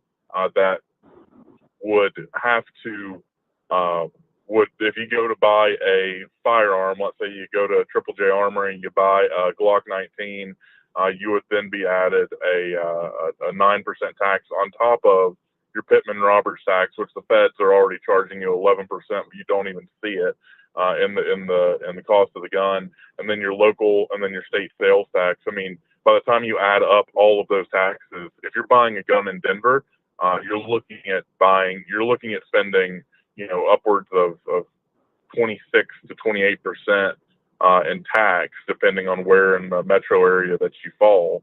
I think Denver would be on that higher end. So on top of that, there's a firearm liability insurance bill. This was a law that was actually kind of incepted in San Jose, California, that requires gun owners to be able to possess a firearm, purchase included. You have to possess this so-called gun owner liability insurance that covers you if you decide to, go crazy, or covers the family if you decide to go crazy and shoot your dog or whatever, or friend or whatever. It's an extremely restrictive bill. Our national organization, the National Association for Gun Rights, actually sued over that San Jose bill. And we plan on doing the same if it does pass here in Colorado. So we're not out of the woods just yet. Got just over 24 hours. I think we're in 30. Not that I'm counting. 28 hours left or something like that. So we're not out of the woods yet, but we're getting close. If you want to be a part of Rocky Mountain Gun Owners, go to rmgo.org. That's rmgo.org. You can sign up to take action. As Taylor Rhodes had mentioned, he's the executive director. They sent phone calls. They sent emails. They had people engaging down at the state capitol. Taylor, what do you plan to do this November with all these gun grabbers? So here's the deal. Right now, we're looking at now changing. We've in the last 5 months, we have been in a total legislative season. We have not even hardly thought about elections. At least I haven't. Our staff has been working around the clock to survey candidates and figure out who the pro-gun candidates are. So we've just almost completed that survey process. Of course, the June primaries are now right around the corner. Once we get through those primaries in November, we are looking to make them pay, especially those in the House that are in real swing competitive districts. One in particular that comes to mind is the district in Erie, there in Weld County. I guess it crosses over into Boulder County too, where Parenti is now seated. I mean, that is a for all of this, including in that seat. Yeah, the cell phone's cutting out. I said we've already endorsed Dan Woog in that seat, and we hope to win there. We've identified about 11 winnable seats in the House, and about 4 in the Senate that we either need to hold on to or pick up. So this year could be a very big year, especially in the House, to kill that supermajority that they've so cherished. Taylor Rhodes, executive director at Rocky Mountain Gun Owners, on the likely defeat. They're seeing it there. They've got one more motion to get through, but of the assault weapons ban happening in Colorado. Taylor Rhodes is also a master bourbon taster What should I look for in a master, or what should I look for in a good bourbon, Taylor? Well, you want a good mouthfeel to start. You want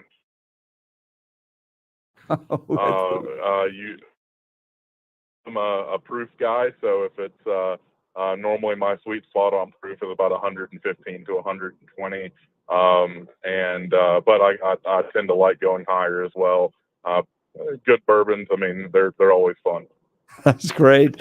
Taylor Rhodes, congratulations. Definitely break out the bourbon. You deserve it. And all those active with Rocky Mountain gun owners that helped stop this bill at the state capitol. Appreciate all the hard work you did. And thanks for being on the Jeff and Bill Show. Thanks, guys. Really appreciate it.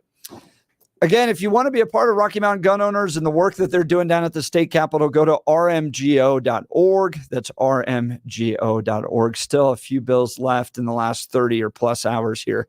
It's an interesting direction Colorado's gone. I remember being here when they recalled anybody that even, winked at the idea of a gun ban. And you were out of here. And they ran the recalls and all that stuff. And now it gets by basically because of the governor, maybe, and his presidential aspirations. But I think it's interesting because I think this was a good example of the Democrat overreach, because we talked about it when they were floating this bill, that they seemed to draw up classifications so that everything was going to be an assault weapon or everything was going to be banned. Yeah, I think they would have had more hay to be made if they would have targeted a specific gun model or something like that. And rather than the idea of, we're going to have these type of descriptors and then we're going to gather everything in this giant net. I think that's a huge problem for them and a well-deserved defeat, because the way in which they outlined the guns they were going to take was stupid. Absolutely stupid. Big, long list of all. Yeah. And again, they're guns. really mad. And most of society is upset over access to military style weapons that are used in many of these mass shootings. That's it. So if that's the issue that we're all mad about, if the Democrats really were interested in representing, that's what they would have gone after, but they didn't. They went after many, many, many more guns, and that showed really where their heart is and what their thrust is, what they were trying to accomplish with it, and they got defeated as they should have. I really appreciate it. What do you think of this? Give us a call. Phone lines are now open. 303-696-1971. 303-696-1971. Some good news coming out of the state capitol that the assault weapons ban died, or are you concerned about gun violence in this state and you think that the state capitol needs to do more? I'd love to hear from either side of that, as well as Lisa Frizell's tax bill, tax property relief bill. Did you agree with her? Does it sound good? It's complicated and it just got released. So if you're probably like me, you're like, well, I'm going to have to see what the experts say on this. But let me know what your thoughts. 303-696-1971. Text us on the 710 KNUS app. So recently we had Joyce and Brent Tolliver of Roll 'em Out Shelves out to our house, measuring, getting all stuff ready, because we're going to have some Roll 'em Out shelves installed at the Hunt House. And I got to tell you, these people are incredible. It's like having your mom and brother over, incredibly kind. They share a lot of the same values that you listeners here at 710 KNUS have. So we were talking about faith. We were talking about America, talking about our families. It was a great conversation. Then we got to work, and they're incredibly detail oriented. They measured everything. They talked with me and my wife about different types of roll 'em out shelves we could have, because not every kind of shelf is the same, right? You got to have different types in your kitchen, so they can work with you no matter what size kitchen. We don't have a big kitchen. We live in a small ranch house. So they worked with us, and they were incredibly professional, incredibly kind. Listen to some of these quotes from their overjoyed customers. These are actual reviews. Life-changing. So much wasted space in our kitchen cabinets. My space has literally tripled, and I'm so happy. The quality of the products are excellent. The quality of the labor installation is outstanding. The customer service is unsurpassed. I absolutely recommend Roll 'em Out Shelves. They are very good listeners, and they have great suggestions for cabinetry solutions. If you're still looking for that Mother's Day gift, imagine reforming your mom's kitchen with Roll 'em Out Shelves, or your wife's kitchen. Your kitchen. Think about how different that would be. Begin the affordable transformation in your home for less than $1,000 when Roll 'em Out Shelves efficiently organizes your space with sturdy Baltic birch shelves built right here in Colorado and guaranteed for life. Call for your free in-home estimate today, 303-475-9601. That's 303-475-9601 or rollemoutshelves.com. Be sure to tell them Jeff sent you. rollemoutshelves.com. We'll continue with your calls and texts. You're listening to The Jeff and Bill Show. News Talk 710 KNUS.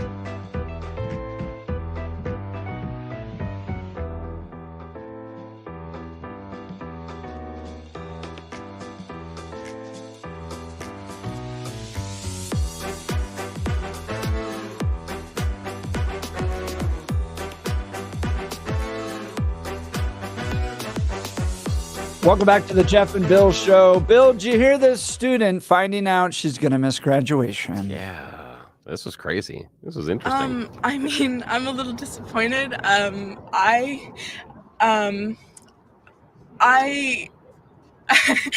being restricted from a lot of things right now that I didn't expect to be for standing up for something that I believe in. You know, I have family coming in who I have to let them know to, you know, not come to my graduation ceremonies.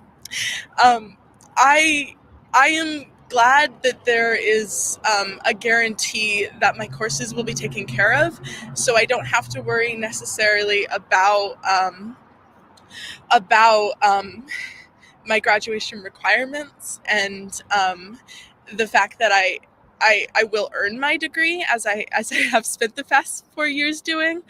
But I'm just disappointed. I mean, I'm a 2020 high school grad, so I wasn't able to walk then.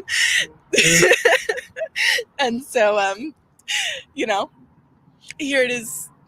I'm not able to walk now.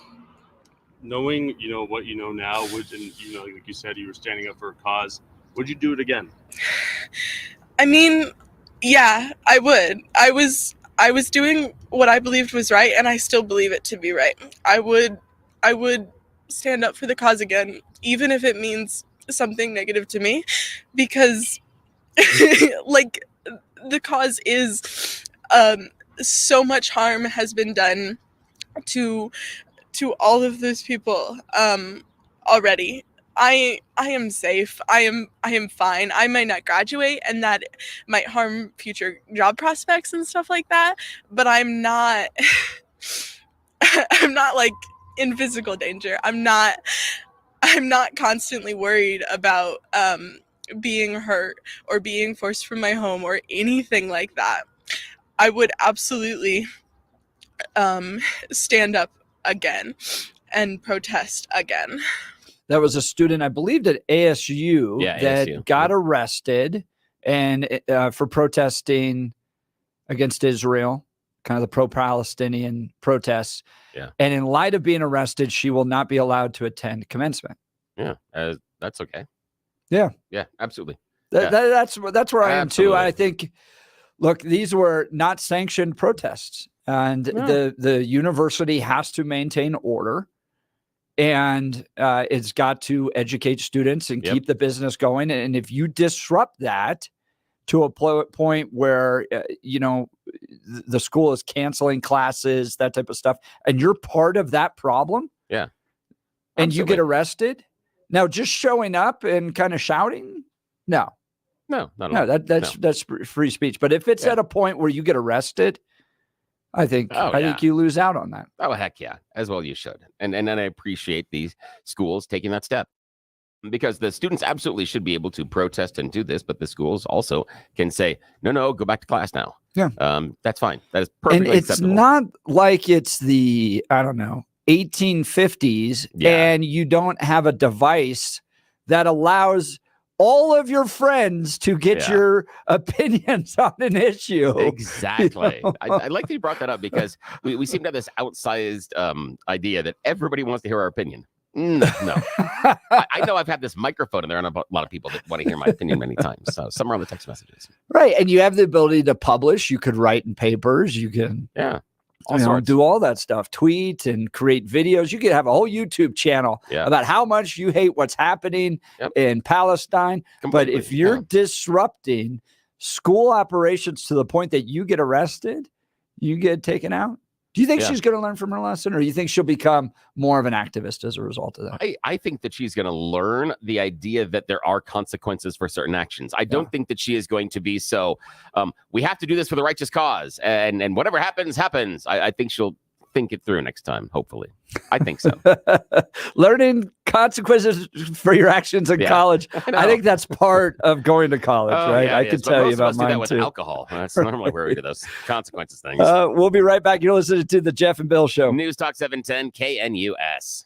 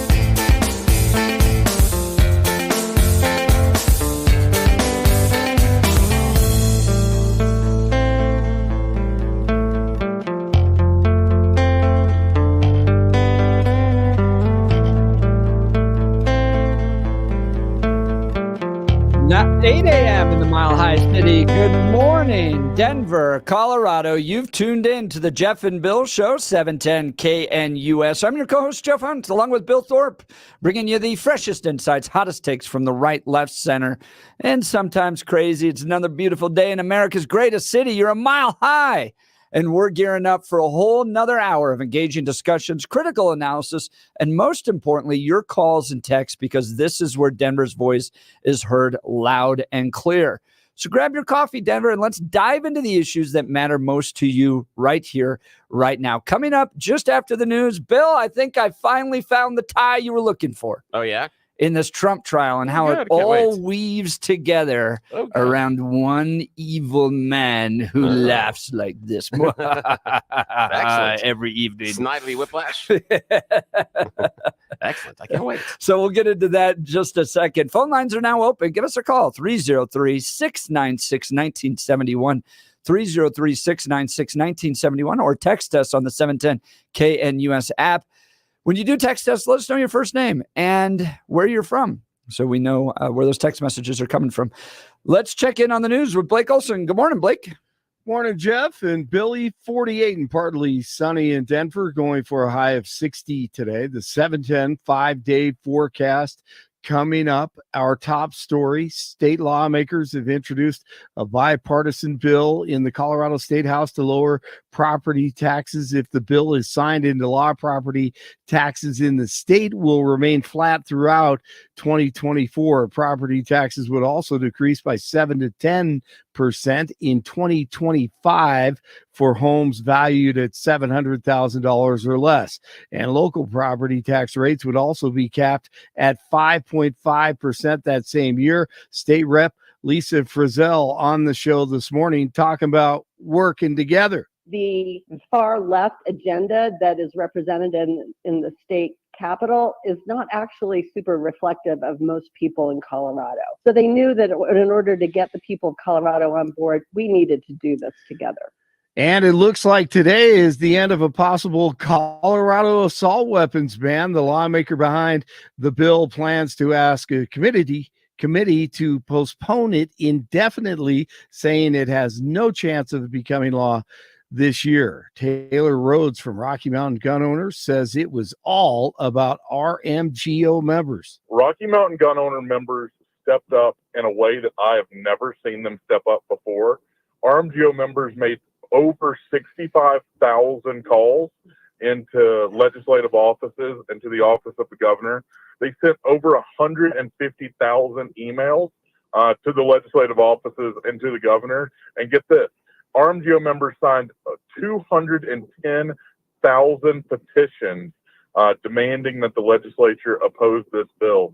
Wow, impressive. He was on with Jeff and Bill last hour. Joe Biden paid supporter Judge Juan Merchan.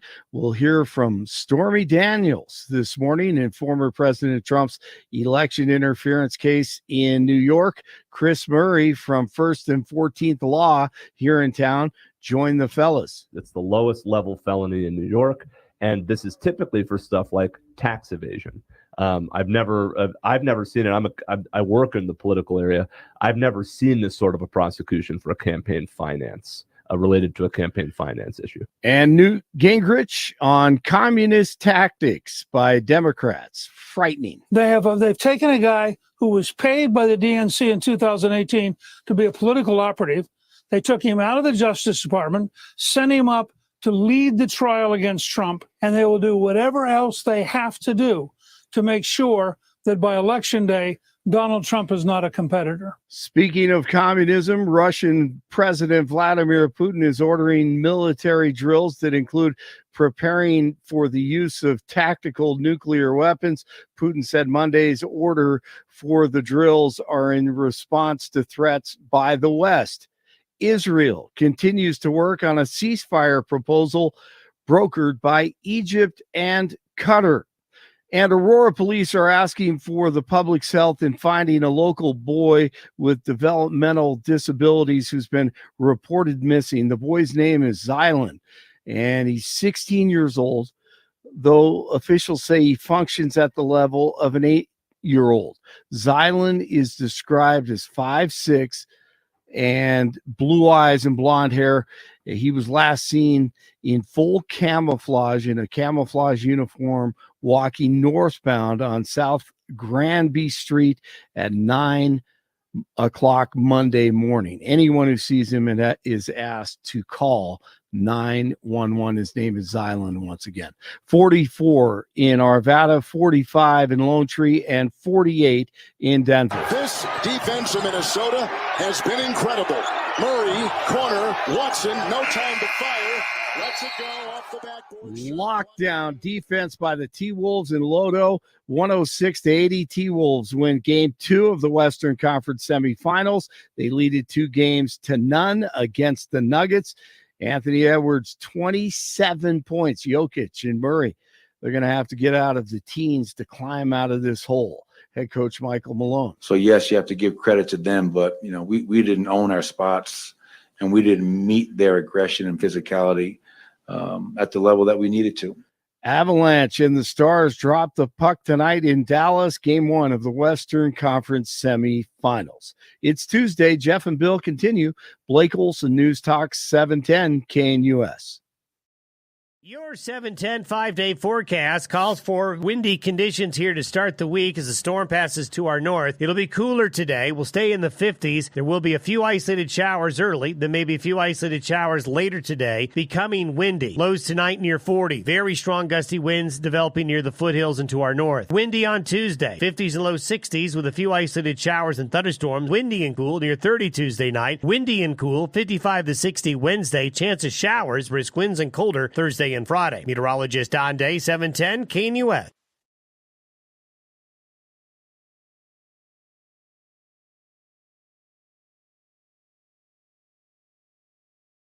All right, responding to a few of the text messages here. 5442, Paul on the Western Slope. I'm not so worried about the so-called assault weapons, but I am worried about the assault the politicians are waging against my rights. Yeah. I agree. And I hope that plays itself out in November and you get some changes at the state capitol. I mean, if in just last hour, we were talking with Taylor Rhodes from Rocky Mountain Gun Owners on the assault weapons ban that is likely to die now. The sponsor in the Senate said that she's not going to bring it forward anymore. It has to go through one more procedure and then it'll be done this year. But they just move further and further every election down. And I just think that unless the Colorado electorate wakes up on this stuff, this is the deal with the devil that was made in the state of Colorado for all the other progressive things that voters want in a generally libertarian state: abortion, doctor-assisted suicide, recreational marijuana, psychedelics, all that freedom. You get there, the left is willing to deliver, but you're going to give up your guns. And each year they get further and further along on this. And I just think it's a matter of time unless the voters wake up and start going, well, maybe getting all that other social freedom we like isn't necessarily worth the deal of turning in all of our guns to the radical leftists. I want to get to this article that was published in Fox yesterday about Matthew Colangelo. This is going to be a big one and a name you need to remember because Jim Jordan is starting to go after him. I'm going to get to that in just a second. Hey, with all the work I've had done on my teeth, and believe me, if there's been work done, it's been on my teeth. It's not because I don't take care of them. I just, it was kind of genetic and has to deal with my saliva. It just wears my teeth down. I spend a lot of time in the dentist's office, a lot of time. I get cleanings 3 times a year. Just about every procedure you can imagine. I know good dentists, and Dr. Mike at Rocky Mountain Dental Group is a good dentist. He helps people like you and me look and feel amazing by providing the best dental care available. You can see for yourself all the 5-star reviews at RockyMountainDentalGroup.com. Here's one. Do yourself a favor and go there. Staff goes beyond expectations, and they provide excellent service, affordable, friendly, reasonable, gentle, careful, kind service. And if you are experiencing recession on your upper or lower gums, ask Dr. Mike about the groundbreaking procedure called pinhole gum rejuvenation technique, a treatment option for those experiencing receding gums. It's scalpel-free. suture-free, and it's a graft-free procedure, just a tiny pinhole and the gentle repositioning of the gums. Visit RockyMountainDentalGroup.com. That's RockyMountainDentalGroup.com if you want more information, or call 303-233-1335 for a free consultation. That's 303-233-1335. Fox News with this exclusive yesterday. So Matthew Colangelo, he was the one that did the opening statements in the hush money trial in Manhattan. Yeah.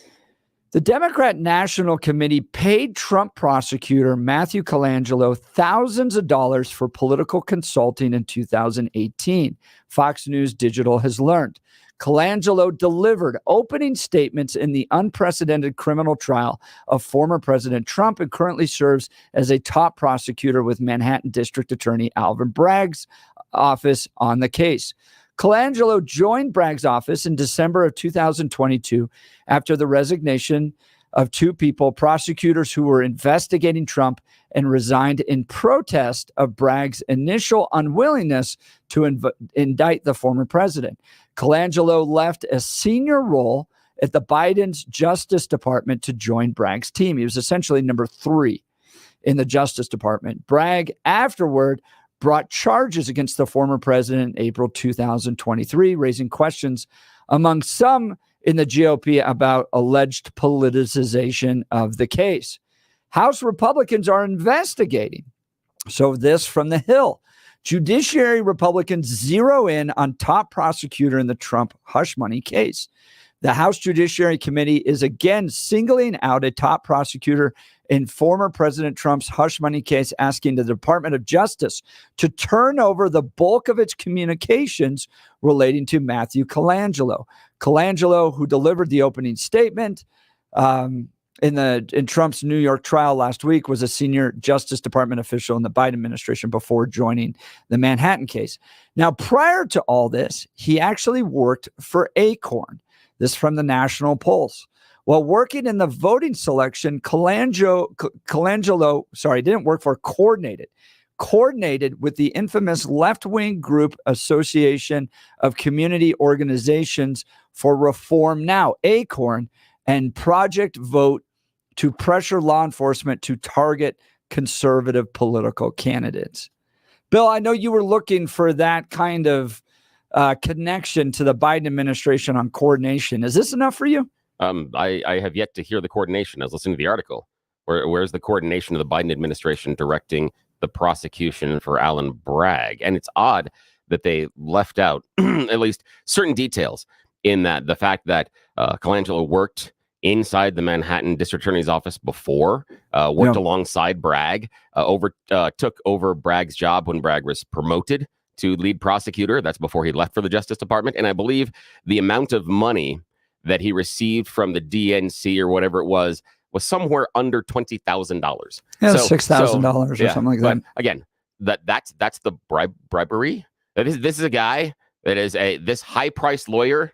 You can just imagine what his billable hours are. Mm-hmm. And the bribery. Well, he's not billable hours. He works for the AG. No, but I'm just saying, you understand at his level the idea of what the billable hours are. So the idea that he's being persuaded over $7,000 that the DNC picked, I fail to see that that's any way, shape, or form any sort of a bribe. And can you help me connect? Where did the bribe come in? I don't know. I'm not sure where the bribe. Well, I'm assuming the money because this is the story was, oh my God, he worked for the DNC. Everybody scary. He advised Acorn. Now we're all afraid. We're all afraid because obviously the DNC bribed him. It wasn't just legitimate work. They had to have bribed him. That's why I'm using that. I'm using that personally because that's how it is presented, that he is dirty because of his previous associations. So obviously he's out to get the Trump. Help me connect the dots. I don't see it yet. In that entire article, there's nothing connecting dots showing that Joe Biden is actively trying to prosecute his major political rival. Help me get to that. So when you have picture. Somebody from the number 3 slot in the DOJ goes down to become a prosecutor in the Manhattan office, right? Back to the office right, that he served before. You're number 3 in the national DOJ. With his friend. So why would he do that? Why did you not live in Washington, D.C.? And went to New York? Again, he lived there before, though. The issue being there could be a laundry list of reasons that he decided not to be in D.C. and part of the Department of Justice. A laundry list of ideas are possible. What I don't see is the number one reason I got to get me some Trump. And you need to prove that to me because people leave jobs all the freaking time. Look at the number of people that left the Trump administration. They didn't all leave to go out and go get the Biden. So you need to show me that he left D.C. in order to go to New York for some sort of a vendetta that he was charged with by Joe Biden. Like a memo. I just show me that Joe Biden unleashed the hounds and sent Colangelo to go get him. And this was the one. This is the one. And the one that Biden is going to send his goon to go make sure is the hush money case. The hush money case, not the election interference, not the classified documents. It's the hush money case is the one where he's going to send the goon. Really? Yeah. Really? Yeah. That seems, I think there's so much evidence here. So here's how I see it. Please outline the evidence for me. Okay. Please. I would love to hear any shred of evidence. All right. You ready?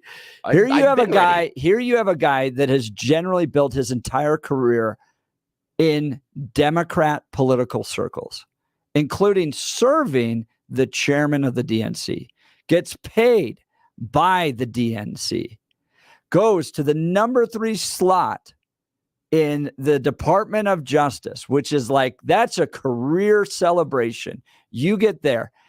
And the DA in Manhattan is like, we want you to investigate Trump entirely. Because remember, he was the one that prosecuted the Trump Foundation. Too. Pause there. Can you show me where the DA went to Colangelo and said, we want you to investigate Trump personally? Can you show me that? He did investigate Trump personally. No, but yeah, he did. And he had done it prior to joining Justice Department as well. You understand that? Right. Yeah. Right. So his entire career has been basically in Democrat political circles. No. Democrat political operations. No. He worked in the Manhattan DA's office. He also worked for the DNC chair. He got paid by the DNC. He got paid less than $20,000. Right. What do you think, on balance, where do you think the majority of his money came from? From Manhattan DA's office or from the DNC? That's just a portion of it. No, I mean, but what size of portion? Tell me how significant it is. But how he got paid. So what? He got by the Democrats? So what? He got paid by the Democrats. So and you don't see that as coordination to go after the Republican. No. His client was the chairman of the DNC. To do what? What was he paid to do? Probably all sorts of legal stuff. Okay. So where inside that legal stuff is go get me the Trump? Show that to me, please. Please outline it for me. It is amazing to me that you got to have the memo from Biden saying to this guy who went from the DOJ number 3 position to go specifically prosecute Donald Trump, and you don't see that coordination. That's just amazing. I don't know. You tell me. Do you see it? Give me a call. 303-696-1971. 303-696-1971 or text us on the 710 KNUS app.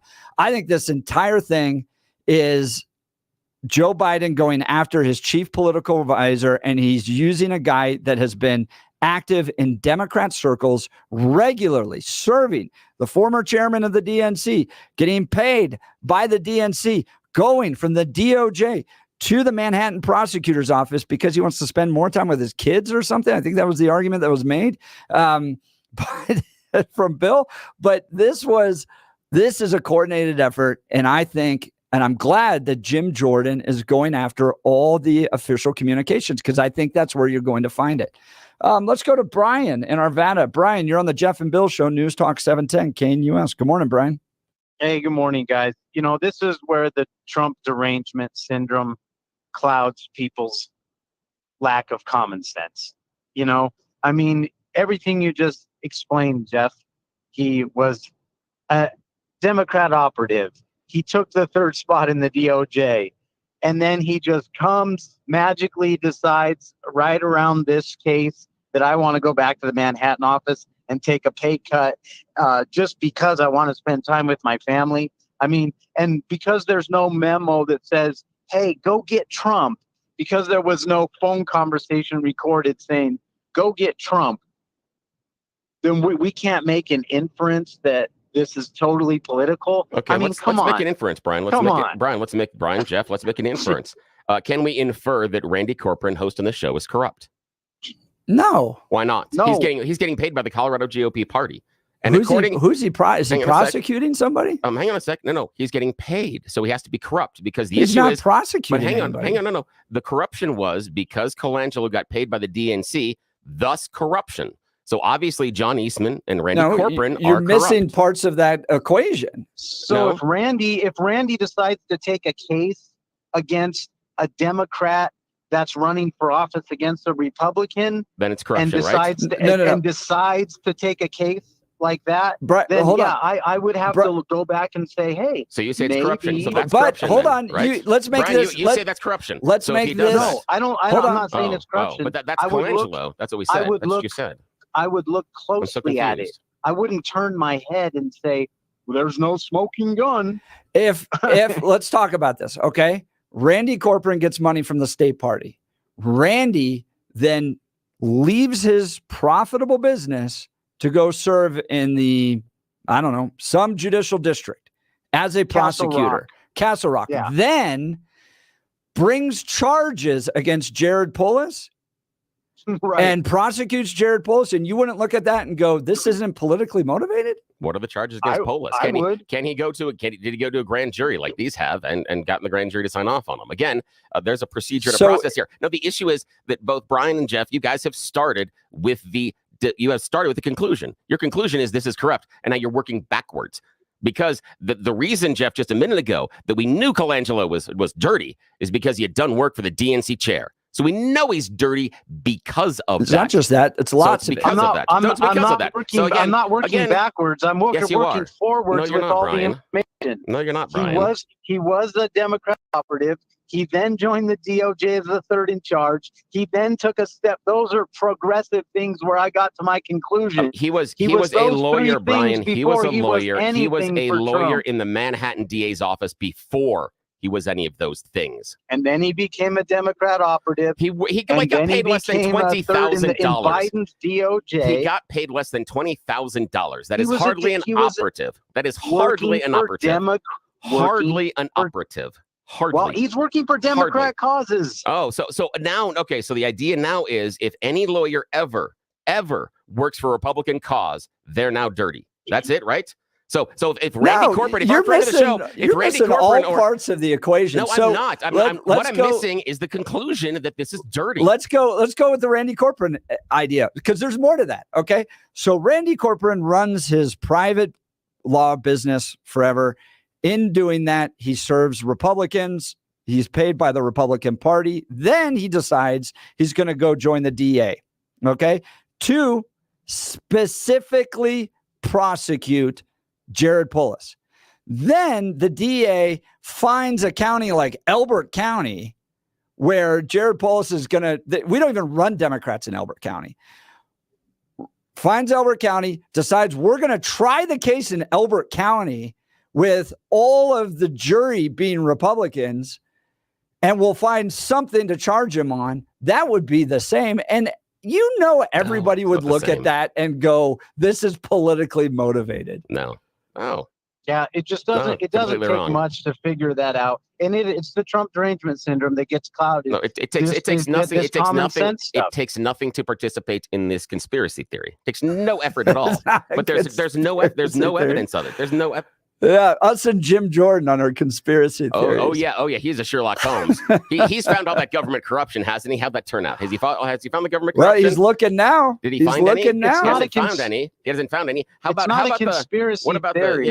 What about the Hunter Biden thing? How'd that work out? In the open. How'd that work? No, that didn't work out well either. The Hunter Biden thing. Biden's not actively doing anything either, guys. That's great. Yeah, so that's all. Yeah, their investigations have produced so much. Oh, yeah, nothing. They've produced nothing so far. So the idea that Jim Jordan's on the case, please. Seriously. Well, how about the fact that Hillary Clinton did more crimes than anybody we know, destroyed BlackBerries, Okay, so smashed obviously, laptops. just crime can be anything. Anybody can do crime. Anyone can do crime. There's then, no right? charges right? there, right? Anybody can do crime, There's right, no Brian? charges there. Brian, Brian, I don't care if they come charge. on, guys. I'm dealing with the idea of the corruption here that we're talking to Colangelo. I don't care about Hillary Clinton. Stop bringing that up. The Hillary Clinton's issue is irrelevant. Brian, I appreciate the call. Brian from Arvada. I will tell you, do you remember the, who does the Daily Show? Jon Stewart and Stephen Colbert. Yeah. They were talking about where COVID came from. Oh, yeah. And Stephen, John had an accurate point. Yeah. Yeah. It's like imagine there's a chocolate factory in town and you have a chocolate spill. Of course, you're going to go to the chocolate thing. Oh, sure. But you didn't need a direct document going, it came from Wuhan virus in order to believe that happened. That's the same thing you're making. This is a similar argument. This is the remaking of history. The issue wasn't at the time that this was a virus that escaped from the Wuhan lab. This was a virus that the Chinese were working on and had released to bring down our fearless leader and America. That was the theory. The whole idea that was I can bring up I can bring up pages and pages of editorials and opinions that were written online, some by people that appeared on this radio station, about how it was a plot by the Chinese. That's where the Wuhan lab theory fell apart, is because y'all went a little too far. You didn't just stop and go, could this have gotten out of the lab? He said, no, this got out of the lab. That's revisionist. No, it's not. I can bring up the articles, and it is accurate. It was about it always came from the lab. It just wasn't necessarily intentional. I don't believe that at all. They were saying that it was the narrative at the time. All rooted in natural development, came from bat soup or something. All right, Francis, we're going to get to you in just a second. Phone lines are open. We have one open, 303-696-1971. 303-696-1971. I want to talk to you about American financing. Despite everything the Fed has been trying, we're still feeling the effects of inflation. Filling up your car, grocery shopping, home repairs, everything is more expensive. And most of you are paying these bills with a credit card. Credit card debt is at an all-time high. You guys, you got to get off the credit card debt. If you're a homeowner, there is a way out. You need to call my friends at American Financing. They can put together a plan to pay off the high interest credit card debt and create meaningful savings for you every month. They're saving people like you an average of $854 a month and closing in as fast as 10 days. Don't wait. Get yourself into a better position. Call their salary-based mortgage consultants today. It costs nothing to get started. Why not give them a call? They can at least help you, especially if that interest is piling up.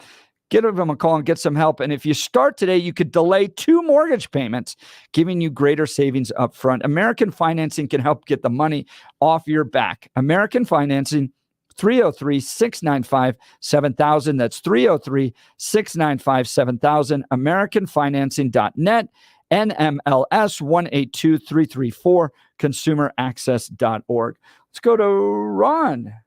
No, it's Francis. Let's go to Francis in Golden. Francis, you're on the Jeff and Bill Show, News Talk 710 KNUS. Good morning. Morning.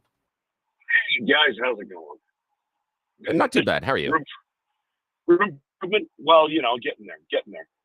Hey, here's what, there's a couple of layers on this Colangelo thing that bugged me a little bit. Let me assume that Jeff's position that this is some sort of a conspiracy or something is correct, is that you're now, if you're in the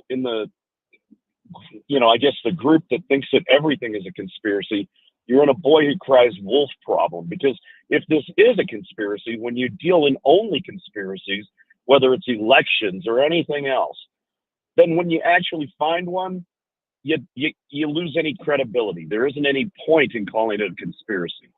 Here's the other problem, is that Colangelo worked for the Manhattan DA's office, and he apparently, went up through the Department of Justice, and he was a Democratic supporter. He might have even gotten paid some amount of money to honcho Democrat positions. And then he decides to go back and take a position where he sees an opportunity to prosecute or participate in prosecution of Trump. What's the problem in that? Why can't somebody have a political motivation to do something if he thinks it's right? Why is this? That isn't a conspiracy. It's all out in the open, isn't it?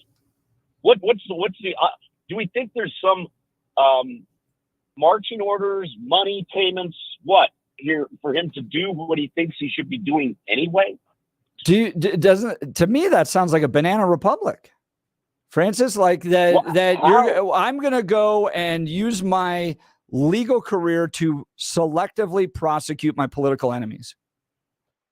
Look, do you think any DA doesn't feel like prosecuting bad guys? That's what they do. But you did a switch there. You said he's politically motivated. You just did a switch there. He wants to go back. He's politically motivated, but now he's just prosecuting bad guys. I don't think he's being independent. I think this is selective prosecution of political opponents. Why do we think that prosecutors need to be politically independent? Why is that? When it comes to enforcing law, I hope they would be. Do you want like prosecutors in Elbert County just pulling over Democrats to give them speeding tickets, or prosecuting that? Democrats break the law. I want them prosecuted. Right, but you want even prosecution, right? Here, you, for instance, you have a judge who's donated to the Biden campaign. You have the judge's daughter who's making millions of dollars serving Democrats. You have a case that's been brought where 87% of the jury pool is likely Democrats, prosecuted by somebody who's been paid by the DNC, worked for the former chairman of the DNC. That doesn't seem like a banana republic to you? Well, I guess, no, I do not like the optics of everything that you pointed out. Correct. But here's the problem. If this guy is a prosecutor and he wants to go work for a prosecution office and he sees a crime committed by somebody he's not politically aligned with and he wants to participate, I don't see a problem with that. If somebody committed a crime, I don't really care. You're not a judge in that position. You're a prosecutor. You're not supposed to be neutral. You're supposed to go after the guy who committed a crime. Why is that hard to understand? That's easy. Yeah, no prosecutor out there does that. Well, the reason, Francis, is because Trump can't commit crimes. That's the issue in the conspiracy theory. Remember, he's allowed to keep all the documents. He's allowed to have all of those. These are all trumped up charges. They're fake and they're invented. So that's the issue. That's where this starts. Is the conclusion is.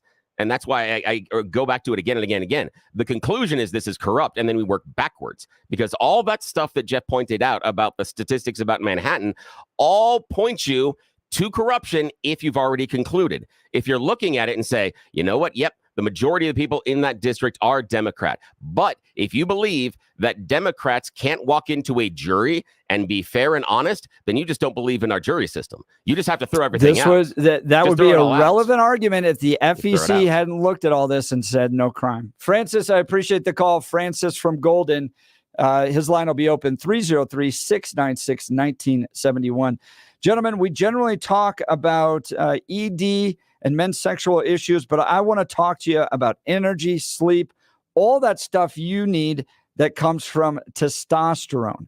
Rocky Mountain Men's Clinic has served the Front Range of Colorado for nearly a decade and has successfully treated tens of thousands of men.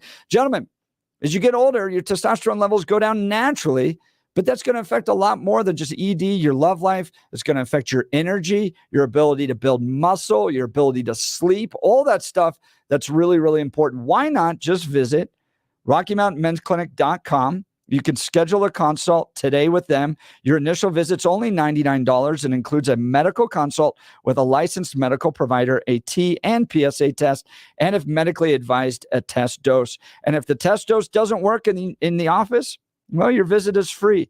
They have 5 locations in Colorado, Fort Collins, North Denver, Central Denver, Castle Rock, and Colorado Springs. Stop dealing with the lack of confidence that ED brings.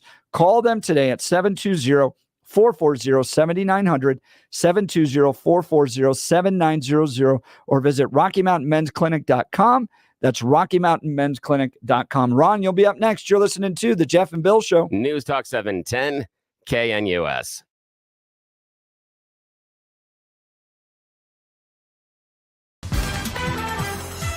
At this hour in Berlin, I'm Trent Murray, and here are the top stories we're following. Publix and Dollar Tree shoppers are being asked to check their pantries for 2 varieties of Planters nuts that have been recalled across 5 states. Planters honey roasted peanuts and the 8.75 ounce cans of Planters Deluxe lightly salted mixed nuts are being voluntarily recalled because of listeria concerns. For the first time, Russia has publicly announced that it will be holding drills involving tactical nuclear weapons and has sent a warning to the West over what it perceives as its deepening role in Ukraine. Megumi Lim has more from Kyiv. Russia's defense ministry said on Monday the military exercise was ordered by President Putin and that it was in response to, quote, provocative statements and threats of certain Western officials regarding the Russian Federation. French President Emmanuel Macron repeated last week that he didn't exclude sending troops to Ukraine, and British Foreign Secretary David Cameron said Ukrainian troops had the right to use British-supplied long-range weapons to strike targets inside Russia. Moscow warned Britain that it could hit back at British military installations both inside Ukraine and elsewhere. And that's what you need to know at this hour. I'm Trent Murray in Berlin on Salem News Channel.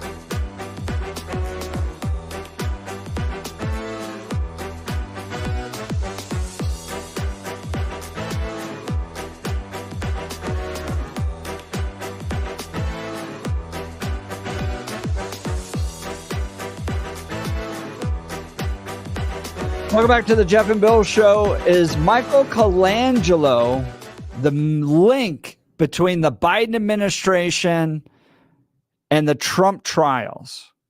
Or Are we reading a conspiracy theory into it? That's the conversation that we're having. Let's go to Ron in Stapleton. Ron, you're on the Jeff and Bill Show, News Talk 710 KNUS. Good morning, Ron. Hi, guys. Hey, Bill, I love you, but you're being naive about the whole thing. Okay, help explain it to me. Okay. Let me first ask you a quick question. Do you think that's a goal of the DNC that they would love to see, and Biden, they'd love to see Trump out of this election? No. You don't think so? Nope. You think they want to run against him? I disagree. Okay, I understand you disagree, but let me explain why. Based on what we've seen, again, I think polling is wildly inaccurate, but it's the only thing that we can look at. Trump is the only one Biden can beat. He can't beat anybody else. So any other potential Republican nominee pretty much frog stomps him. So no, I disagree. I don't think that the Biden and the DNC want Trump out of the race because it is their only shot at winning. So why do you think that they're trying to keep Robert Kennedy off the ballot in so many states if they're not afraid of any other competitors? No, I didn't. Again, Robert Kennedy isn't going to be president. There's no way that's going to happen. He can siphon off votes. And yeah, they're worried about him siphoning off votes from Biden, but that's different than thinking that he's going to lose to Biden. Biden is not going to lose to RFK Jr. I'll bet you $1 million on that one. They're still doing things to keep him off the ballot, right? They are. Bill's taking calls. That's because they're afraid of him siphoning off votes from Biden. Okay, that doesn't prove your point about the idea that they're afraid of Trump. That doesn't prove that Biden's any way, shape, or form. Let me get to my point. My point is, these corrupt minions do not need a specific memo to do what the goal is, and that is, for example, what corrupt minions? It was, Lois. Let me use Lois Lerner as an example. Do you think she needed a memo from Biden to persecute right-leaning 501c3 groups? If you're going to tell me that this is a coordinated effort by the White House and Biden is going after his political enemies, you need to show me. You need to show me the conversation happened. You need to show me. Then again, you need to show me these corrupt minions. What corrupt minions? I mean, again, I'd ask you to define that. What are the corrupt minions? Because it seems like you have come to a conclusion, and again, working backwards because you've decided that people are corrupt minions. So who are the minions? I can put corruption in every case against Trump. Let's go to Fannie Willis. It was proven that her boy toy went up to Washington to coordinate and have meetings with Biden's Justice Department after he got appointed to be the special prosecutor or whatever he is on that case. Yeah, that's weird because do you think there's anything there? Do you think you need a memo from the Justice Department to Christopher what's-his-face? So you're saying that a person involved in the investigation in Georgia, based on corruption that went and covered many states, talked to people at the White House. I don't see the corruption. You would assume that given the White House's also position at the time and they may have access to other information, they would be able to help you coordinate some of the other charges in other states. That would be odd to say that because of the single meeting that now it's obviously corrupt. See, that's the idea. You've come to the conclusion. You've said, aha, corruption. You believe corruption is there, and now that you see the meeting, now you have the proof. You haven't worked forward. You haven't worked forward to show the meeting was corrupt. Work forward. The fact that every single prosecutor that's prosecuting anything against Trump is coordinating with the Justice Department. Jack Smith wasn't even approved by Congress. The Justice Department is not coordinating the Alvin Bragg case. You can't show me that. You can't show me that's happening. You can't show me that that's being coordinated. Well, he did. He was at the number 3 DOJ. No. That's he left though. He left. You can't show me coordination. Yes, coordination. Bill, where's the coordination? I get the argument. And the coordination is so vast and so evil that they picked this one. The hush money case is the first one. Really? Seriously? That's what you believe? If you were going to put them together, if you were going to try to take him down, Ron, you'd lead with the hush money case. That's how you take down big bad Trump, is lead with this case? That's what you do? Bill, Come on. They're covering their tracks. Biden has made several public statements that Trump should be in jail over one thing or another. And Trump has made many statements that his opponents should be in jail. He didn't prosecute anybody. He tried. You think these people are dumb enough to have a paper trail on this whole thing? Yeah, and Ron, I have no conclusions, Ron. You haven't gotten to any conclusions. You've started at the conclusion. You've worked backwards. You haven't walked me through the coordination. Bill, the conclusion is that these people don't need a memo or specific directions. Biden's not pulling anything back. He's not pulling his Justice Department back from any of these sham cases. But again, but again, you're saying sham cases. They don't seem to be sham cases. Yeah, every last one of them is corrupt. We had again. You've come to But again, you've come to that conclusion. They had to go. Jack Smith had to go in front of grand juries. Well, let me ask you a quick question. Okay. Is any of these cases on appeal, do you think they would be thrown out of court, or do you think they would be affirmed? Depends on the decision, because that's probably why you'd get the appeal. So you'd have to figure out what the decision is. And so far, we have no decisions. And we probably aren't going to have more than one before the election, and that's crap. But that's okay. If they find Trump guilty in any of them, every last one of them is going to be thrown out on appeal. They just want the timing of tying him up, tying up his money, and possibly even getting a. And the fun thing there, Ron, I appreciate that, Ron. But again, there you said that if he's found guilty, they're going to be thrown out. You've come to the conclusion before anything's happened. You've worked backwards. You've decided what's going to happen regardless of any of the information in front of you, just like you have based on the corruption of the cases. Same thing, man. Ron, appreciate the call. Ron's line's open, 303-696-1971, 303-696-1971. Gentlemen, I want to talk to you about losing your hair. If that's happening to you, you need a simple solution that works. You want the best. Modern technology with top-rated physicians, something that's guaranteed to work. Guys, you need to call Dr. Tanya Pauls and her team at Advanced Hair. They've completely redefined hair restoration, from the experience itself to their unmatched results. Receding hairline, bald spot, or thinning hair, address them all with Advanced Hair's simple one-day treatment in a calm, relaxed environment with the most experienced professionals. Advanced Hair has performed tens of thousands of these breakthrough treatments. And get this, your own natural hair begins to regrow the very next day. No one in Denver can offer anything like the Advanced FUE found at Advanced Hair, and I highly recommend their team. It all starts with a free consultation. My family's had hair work done, and they look different. They feel better. They look younger and have more energy. Give Advanced Hair a call today. By the way, they were given by Westward top hair treatment center in Denver. Advanced Hair, top hair treatment in Denver. Give them a call, 720-459-HAIR. If you qualify, you'll also get $250 off and 250 free hair grafts.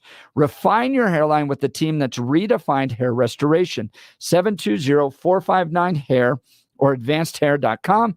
That's advancedhair.com. We'll be back with Sean. You're listening to The Jeff and Bill Show. News Talk 710, KNUS.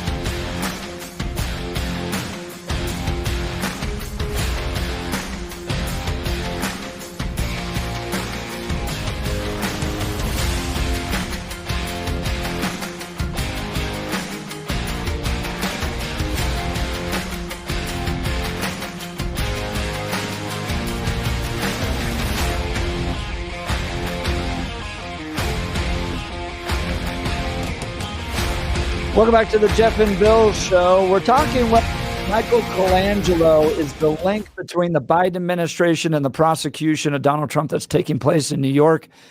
Fox News had an exclusive yesterday. Ex-top Biden DOJ official now prosecuting Trump was once paid by DNC for political consulting. Let's go to Sean in Denver. Sean, you're on the Jeff and Bill Show, News Talk 710 KNUS. Good morning, Sean. Good morning. I would like to just point out to you, Jeff, that I think you're undermining Trump's defense in the New York case. Oh, yeah? There are two defenses that he's using. The first one, which is the most relevant one to the one that you're talking about, is that he didn't know that his subordinates were doing all this for the hush money payments, and so he can't be held responsible because he didn't know. But there's quite a bit of smoke there, and so if you're saying there's a prosecutor has smoke, that it's a conspiracy theory and that it's rigged just because he has a past association with the DNC, then you're kind of undermining Trump's defense because he has an association with all the subordinates. So help me understand this. You're making the argument that Trump is, and I haven't heard this in the Trump case. Maybe it is his argument, but that he wasn't aware of the deals that Michael Cohen was making. Therefore, Joe Biden isn't aware of what the DOJ is doing to prosecute Trump? No, because we're talking about a New York prosecution, not the DOJ. Right, but your argument being that the subordinates are doing it, not the top guys. So the subordinates prosecuting Trump are off doing their own thing, like the subordinates of Trump were doing when they were making deals with Stormy Daniels. Is that the argument you're making? The prosecutor isn't a subordinate of the DNC right now. He is not currently employed. He just has past associations with them. Right, and that's not a red flag to you at all? If you find more evidence, yeah. I'm having a hard time believing and seeing the evidence you would want to see. Like same question to Bill too. A memo from the Biden administration saying go after my political opponent would be the evidence you're looking for. It would help. Sure would help. I mean, so far we don't have anything. That's the problem, is we have nothing. And this is where I go, maybe you guys just don't work in politics, because the most sensitive conversations in politics never happen via memos. They almost never even happen via phone. They happen face to face. That's the same with the Trump organization, but yet there are actual documents and witnesses, like the signed checks, some of them that were from Trump's personal account. So there's some there. And now the jury gets to decide if that there is a criminal offense. If you find more evidence, you can take it to the grand jury and get an indictment that there's some sort of collusion in prosecution. And that's why Jim Jordan's asked for all those documents from the DOJ. And all of his investigations have pretty much come up with no evidence. It doesn't mean this one won't. I don't think that just him having past associations with the DNC the grand jury is not going to indict him on that. All right. Well, yeah, I don't think that's enough to indict somebody either, but it makes the argument that's rigged more powerful, in my opinion. All right, I appreciate it, Sean. Thanks for the call, Sean. Appreciate the call. You're listening to the Jeff and Bill Show. News Talk 710 KNUS.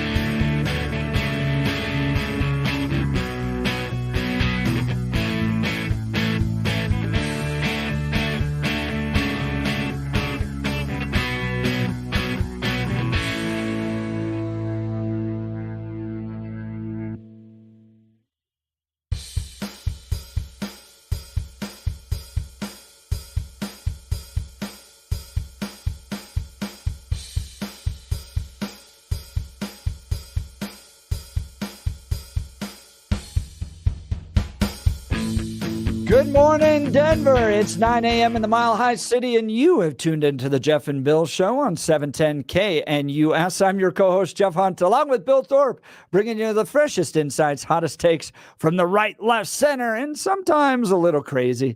It's going to be another beautiful day in the Mile High City, and we're gearing up for a whole another hour of engaging discussions, critical analysis, and most importantly, your calls and texts, because this is where Denver's voice is heard loud and clear. So grab your coffee, Denver. Let's dive into the issues that matter most to you right here, right now. In this hour, just after the news, Jim Daly had an op-ed, an opinion piece in the Denver Post. Christian foster parents shouldn't be met with hostility by the state. He's the president of Focus on the Family. What is going on here? We're going to dive into this op-ed and this bill that was signed by the governor that's probably going to create some problems here for Christians that may want to foster in the state of Colorado. But before we get to that, let's check in on the news with Blake Olson. Good morning, Blake. Morning, Jeff and Billy. 53 and cloudy in Denver. A little sun here and there. Going for a high of 60 today. The 710 5-day forecast is coming up. Our top story, Stormy Daniels is now on the witness stand in former President Trump's campaign derailment, election destruction case in New York. Impartial Judge Juan Merchan, a paid supporter of Joe Biden, hearing from Daniels right now. Newt Gingrich is frightened for America on Fox News Channel last night. This is a corrupt, deliberate assault worthy of Putin or worthy of Cuba or worthy of Venezuela. And we better wake up. In an ideal world, the Supreme Court would proactively intervene, strip this judge of this case. Every major neutral lawyer has said there is no case here. This is an absurdity. And yet we continue to grind forward and continue to pretend that this is about the rule of law. And speaking of communism, Russian President Putin is ordering military drills that include preparing for the use of tactical nuclear weapons. Putin said Monday's order for the drills are in response to threats by the West. Israel continues to work on a ceasefire proposal brokered by Egypt and Qatar. And back in D.C., House Speaker Mike Johnson will hold another meeting with Georgia Republican Marjorie Taylor Greene today. Greene has threatened to hold a vote to oust Johnson. Rocky Mountain gun owner members stepped up in a way that I have never seen them step up before. RMGO members made over 65,000 calls into legislative offices and to the office of the governor. They sent over 150,000 emails to the legislative offices and to the governor. And get this, RMGO members signed 210,000 petitions demanding that the legislature oppose this bill. Taylor Rhodes from Rocky Mountain Gun Owners feeling great this morning, as it looks like today is the end of a possible Colorado assault weapons ban. The lawmaker behind the bill plans to ask a committee to postpone it indefinitely, saying it has no chance of becoming law this year. Rhodes knows the struggle will continue. State lawmakers have introduced a bipartisan bill in the Colorado State House to lower property taxes. If the bill is signed into law, property taxes in the state will remain flat throughout 2024. Property taxes would also decrease by 7 to 10% in 2025 for homes valued at $700,000 or less. State Rep Lisa Frizell on the show this morning talking about why it worked with Dems. The far left agenda that is represented in the state capitol is not actually super reflective of most people in Colorado. So they knew that in order to get the people of Colorado on board, we needed to do this together. That's good news. 49 in Littleton, 50 in Lakewood, and 53 in Denver. Look at this. Here we go again. Another turnover. Edwards the other way. Anthony Edwards throws it down, and lockdown defense by the T-Wolves in Lodo, 106-80. Minnesota over the Nuggets in Game 2 of the Western Conference semifinals. They'll head back to Minneapolis for game 3. Edwards had 27 points, and Jokic and Murray going to have to get out of this hole and find a way to score. Avalanche and Stars drop the puck tonight in Dallas, game 1 of the Western Conference semifinals. It's Tuesday. Jeff and Bill continue. It's the Power Hour. Blake Olson, News Talk 710 KNUS. Your 710 5-day forecast calls for windy conditions here to start the week as the storm passes to our north. It'll be cooler today. We'll stay in the 50s. There will be a few isolated showers early. There may be a few isolated showers later today. Becoming windy. Lows tonight near 40. Very strong gusty winds developing near the foothills and to our north. Windy on Tuesday. 50s and low 60s with a few isolated showers and thunderstorms. Windy and cool near 30 Tuesday night. Windy and cool 55 to 60 Wednesday. Chance of showers, brisk winds and colder Thursday and Friday. Meteorologist Don Day, 710 KNUS.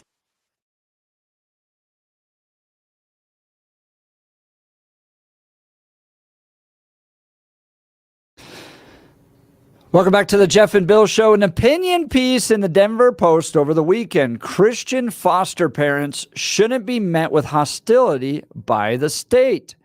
Religious discrimination is hurting children waiting for homes in foster care. Just after Easter, Colorado state senators passed a bill that will unconstitutionally discriminate against some current and prospective Christian foster families. The legislation declares that minors in foster care beginning at 5 years old, will be instructed annually that they're entitled to affirmative gender care in the state's foster system and from their foster family. Even more dangerous, it requires foster families to affirm a minor's gender confusion, no matter how deeply this requirement violates religious convictions. Colorado Governor Jared Polis signed the bill into law last week. Colorado is not alone in its hostility to Christian families eager to serve in the foster care space. In fact, 28 other states have enacted similar provisions. Ironically, these bills are called child welfare non-discrimination laws, a politically correct term that disguises the damage they threaten and ultimately impart. They're neither in the best interest of a child's well-being, nor are they non-discriminatory.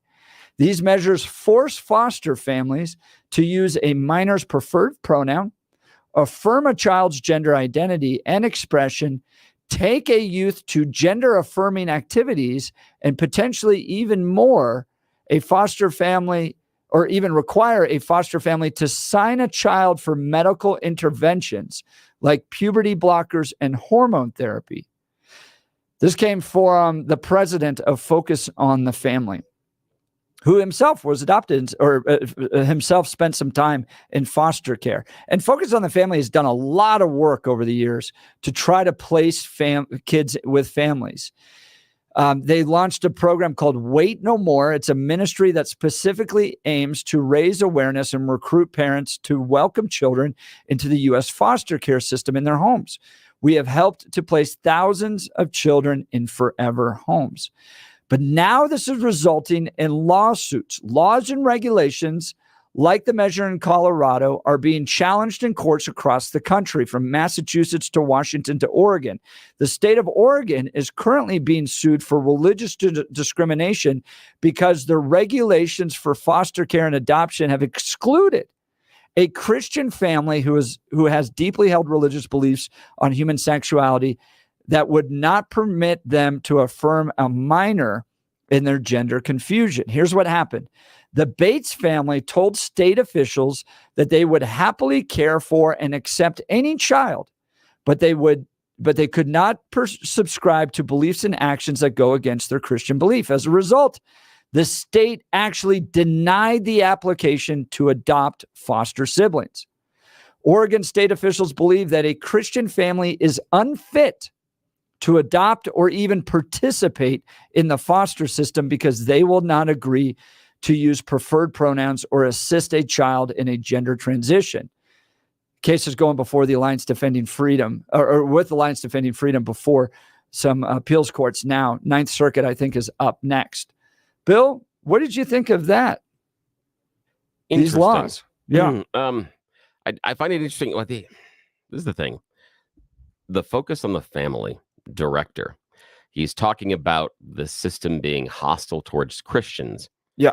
When you might be able to make the case that some members of the Christian community are hostile towards transgenders. Mm-hmm. And so it's interesting that he's using the word hostile, because I would a fair bet that there are individuals that would express that the Christian community in part is hostile to them. So it's interesting. I just find it very interesting that that's what he's saying. He's seeing this as hostile when, the idea being, well, if the child is transgender and you're not going to respect that or honor that, that's kind of an issue. And I understand the rules. Again, I am not of the person. I'm not of the mind of someone that thinks that puberty blockers or surgery should happen before we reach age of maturity, until at least 18. I just don't think that's right. I don't think, because again, kids make dumb decisions. Yep. and they do things, they go back on things all the time. So that is not a time to make that type of intervention. However, on a side note, if I'm assuming that if we as a community were more welcoming to people going through transitionary stages, we would have less concern about the puberty blockers and the surgery early on. Because if we would accept the people as they are and how they identify, the need for those physical changes probably wouldn't be there as strong, especially that young. But I digress. Here's the question I had reading that. I was like, really? The state couldn't just go gender affirming kid or gender transing kid, go with supportive family A. Yeah. If it's not an issue, like it's just a kid that's not going through gender confusion issues, well, you can go with family B. Yeah, that seems logical. And the problem is that exactly that. It's logical. And we're talking about the government. We're talking about the government, and we are depending upon them to make a reasonable, rational choice that seems fairly obvious. We have Lisa Frizell on. Reasonable, rational choices, not something they focus on. That's not really the idea. So you're exactly right. The system should be, if it is a person that is going through transition or expresses a gender that is different than the one they were biologically born as, then you don't put them with the Christian home. That seems fair and would seem reasonable.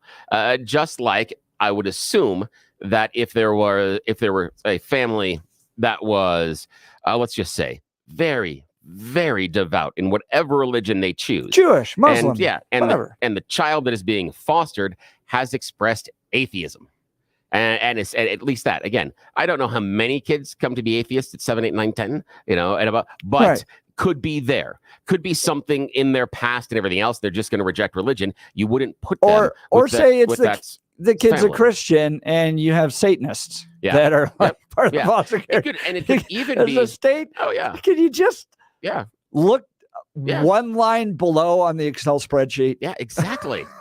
How is this that hard? I don't understand. I mean, this is the issue for me, is that how many transgender foster kids are we talking about? Right. I mean, what is the number? If the number is so great that we need to have the Christian families participate, I have some questions about what's happening in the system and why we're getting so many of the foster kids to begin with. I think we need to go further up the stream to figure out why so many fish are here right now. That's a different problem. It seems to be intuitively obvious to even the most casual observer that if a family expresses these types of religious beliefs, you just then code them out of giving the transgender kid. It's not that hard. Look, you and I solved this in 30 seconds. What the hell? This is why we can't have nice things. This is exactly it. This reason. But unfortunately, the state of Oregon is now blocking Christians with traditional Orthodox gender sex beliefs from even being in the system to be considered, which is stupid. That's why ADF is suing. And here's their argument. First, Oregon's policy violates First Amendment right to free speech, assembly, and free association by requiring the family to speak words that violate their faiths, associate with messages that violate their faith beliefs, and regulate their speech and content and viewpoint in order to adopt foster children. Second, the policy violates the First Amendment right to free exercise of the family's religion because the policy is not neutral or generally applicable. It categorically excludes people of faith from participation and serves as a religious litmus test. That's a really good point there. Right now, it's become kind of a religious litmus test. If you don't abide by this, then we're not going to let you in. Third, the policy violates the 14th Amendment right to equal protection under the law because the family is being treated worse than other similarly situated people because of their religion.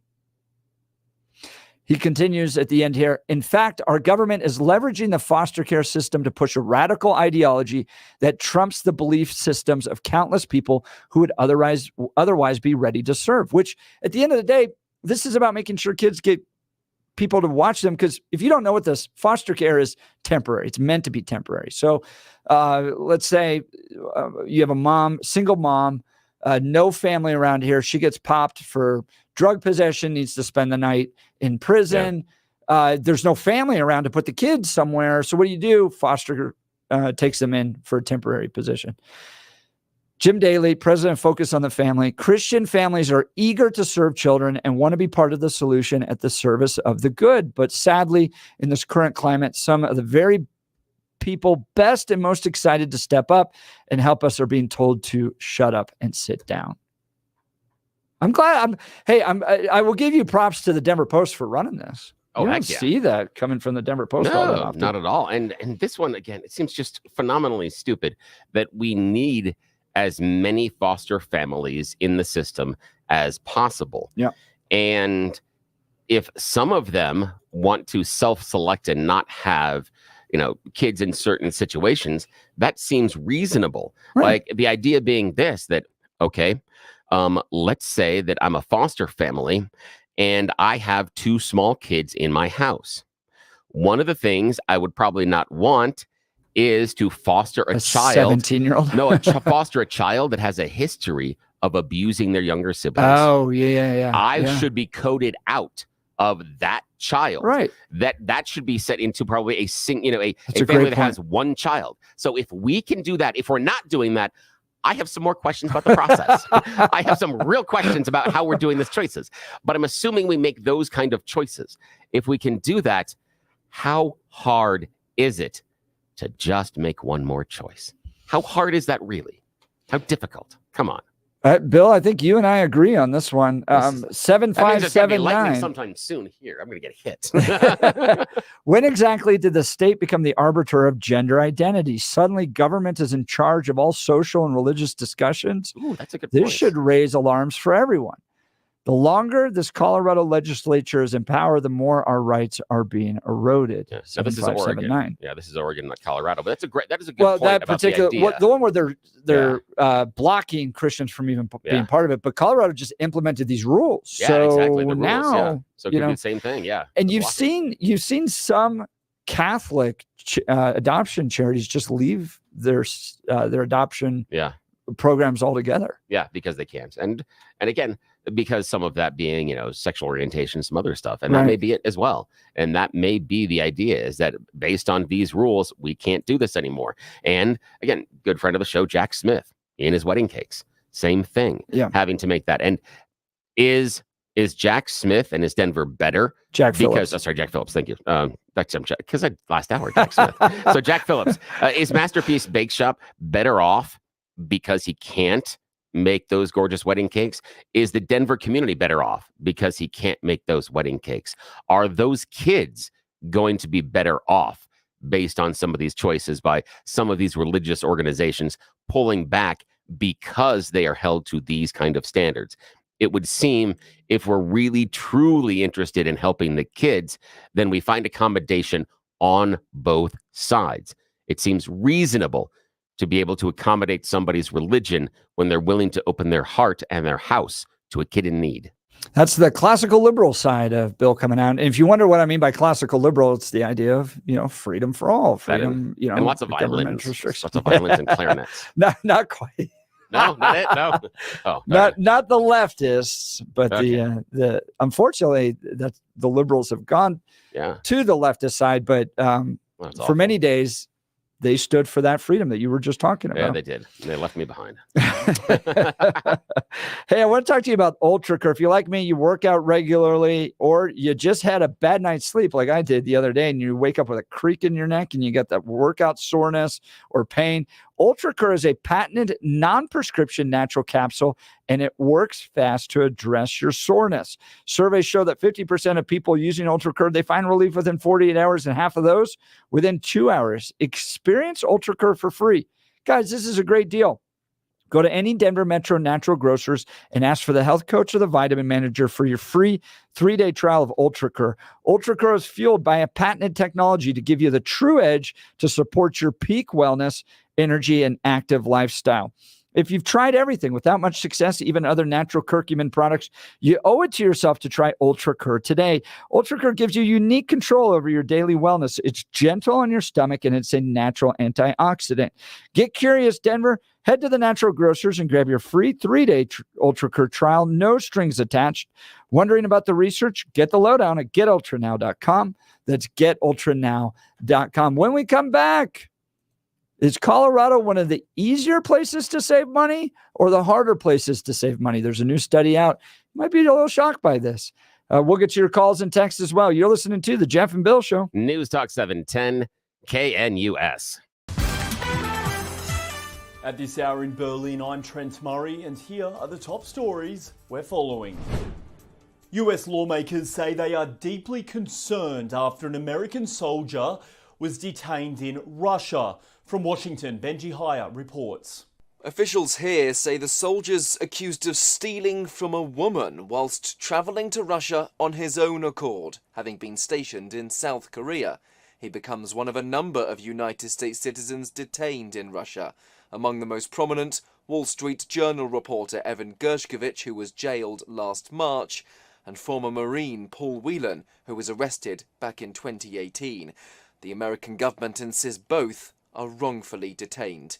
The Israeli military has announced that it has begun operations in Rafah, the last remaining district of Gaza where it believes Hamas militants are hiding out. The US has spent weeks asking the Israeli government to hold off launching its invasion, citing the more than 2 million civilians currently taking shelter there. But after a day of dropping leaflets warning more than 100,000 people to evacuate, the IDF says it has now started operations, including taking control of the crucial Rafah border crossing between Egypt and Gaza. And that's what you need to know at this hour. I'm Trent Murray in Berlin on Salem News Channel.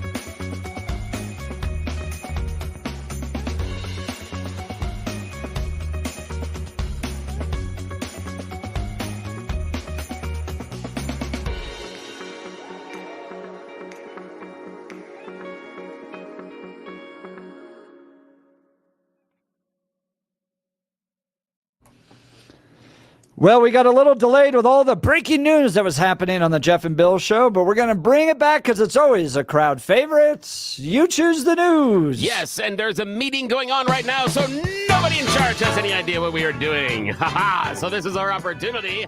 Friends and family, it's You Choose the News. If you don't join us early in the morning before everybody wakes up, in the 6 o'clock hour, we play this fake radio news game show. Why? It's fun and silly. Okay, now, before they get out of the meeting, we got to remind you, we scour the interwebs for mere moments every single morning to find really dumb stories about us humans to play this fake radio news game. Alrighty, here are our ridiculous headlines this morning, Mr. Hunt. Headline number 1, unexpected debt solution. Headline number 2, information that would have helped decades ago. Headline number 3, handwritten liars. And headline number 4, we're going to need some new safety drills. All right, sir, your choice. Let's start with the debt solution. Yes, unexpected debt solution. Here we're traveling to beautiful Kansas City, Missouri. The Independence Police Department is now investigating exactly what happened to Mrs. Wiggs. Recently, Mrs. Wiggs was in the hospital to get a dialysis port changed. And while she was there, murder. Oh, no. Yes, she was murdered in her hotel room. Thankfully, the gumshoes had a very short distance in order to find the culprit. It's her husband. Oh, it always is. Her husband murdered her because he couldn't afford the treatment or to keep her alive. Yes. He said I feel that like this a is, GoFundMe might solve that. I know, but he problem. told investigators he could no longer afford to pay for his wife's medical bills or take care of her any longer, so he needed to end it. Oof. So instead of going into medical debt and losing everything, he killed his wife. Yeah, I feel It's a new like solution. that's a violation of your vows. Yeah, I I'm just hoping my wife doesn't listen, because then she's going to find that's a possibility. Oh, You man. mean I can just eliminate this problem? Something tells me, and then, it'll be like when George and Stefan were on, and Yes. isn't it always seem like there's another woman? Yes. always. I can't believe that it's just medical bills. Yeah, but that's what he told investigators. He's like, I can't pay for her anymore. So, ouch. Alrighty, sir. Second choice. Information that would have helped decades ago, handwritten liars, or we're going to need some new safety drills. Let's go handwritten liars. Yes, handwritten liars. Tempe, Arizona is where we are journeying to now to find a brand new company, Handwritten. It is a company full of robots. They are using AI to do the stuff that we don't want to do. Christmas cards and thank you letters. Oh, I love it. Give me the website for this. What- I've been looking for this. What they do is you can go online, like you have the drop down in Word for all the Yeah, fonts. right. You can pick specific cursive type styles that have been pre-approved.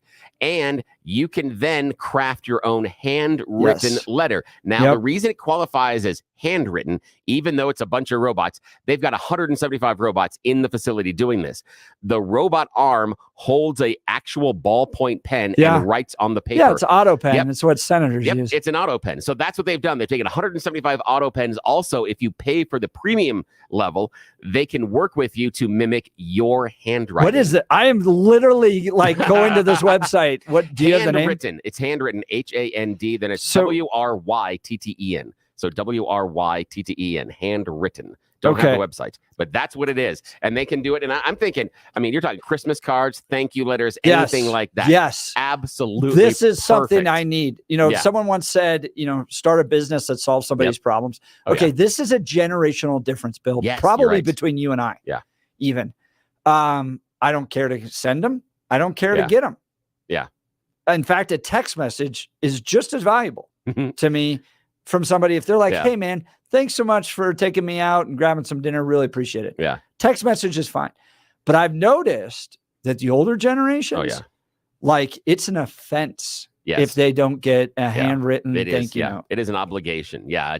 I've had my own stationery at one point in my life because that Yeah. was an obligation to be able to have those handwritten thank you letters. And even my brother and I talk about it as well. That was something that our mom drilled into us. And so, yes, it is. Do you still write? And, Do you still handwrite thank you notes? That's or- I've subcontracted that to my To wife. your wife. Yes. So one of those things. So it's like, yay. Yeah, and I think it's a wonderful idea, especially because they're using AI to accomplish stuff that I we don't love want to this do. Yeah, idea. I am so against them doing, I'm going to make an AI musician song. I'm going to do an AI painting. No. Stop taking the fun jobs. The AI is supposed to take the stuff that sucks. That's right. That's what I want. My AI janitor. I need my AI bathroom cleaner, and I need my AI thing to do the laundry. You fix that, we're good. You just start taking the music jobs, I'm going to be pissed. I'm going to be fighting a robot. Okay. Bro, this solves a. It's Text me if I'm wrong on this, or because my generation, it's just out the window.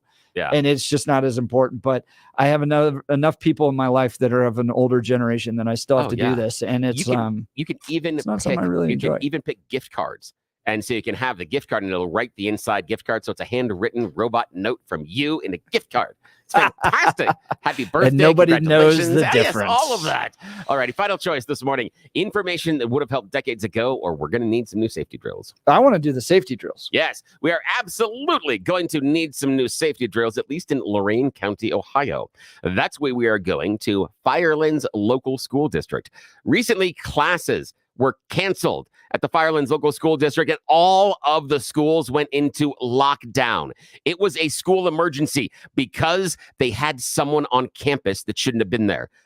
Thankfully, a bear, not a school shooter. It was Bigfoot.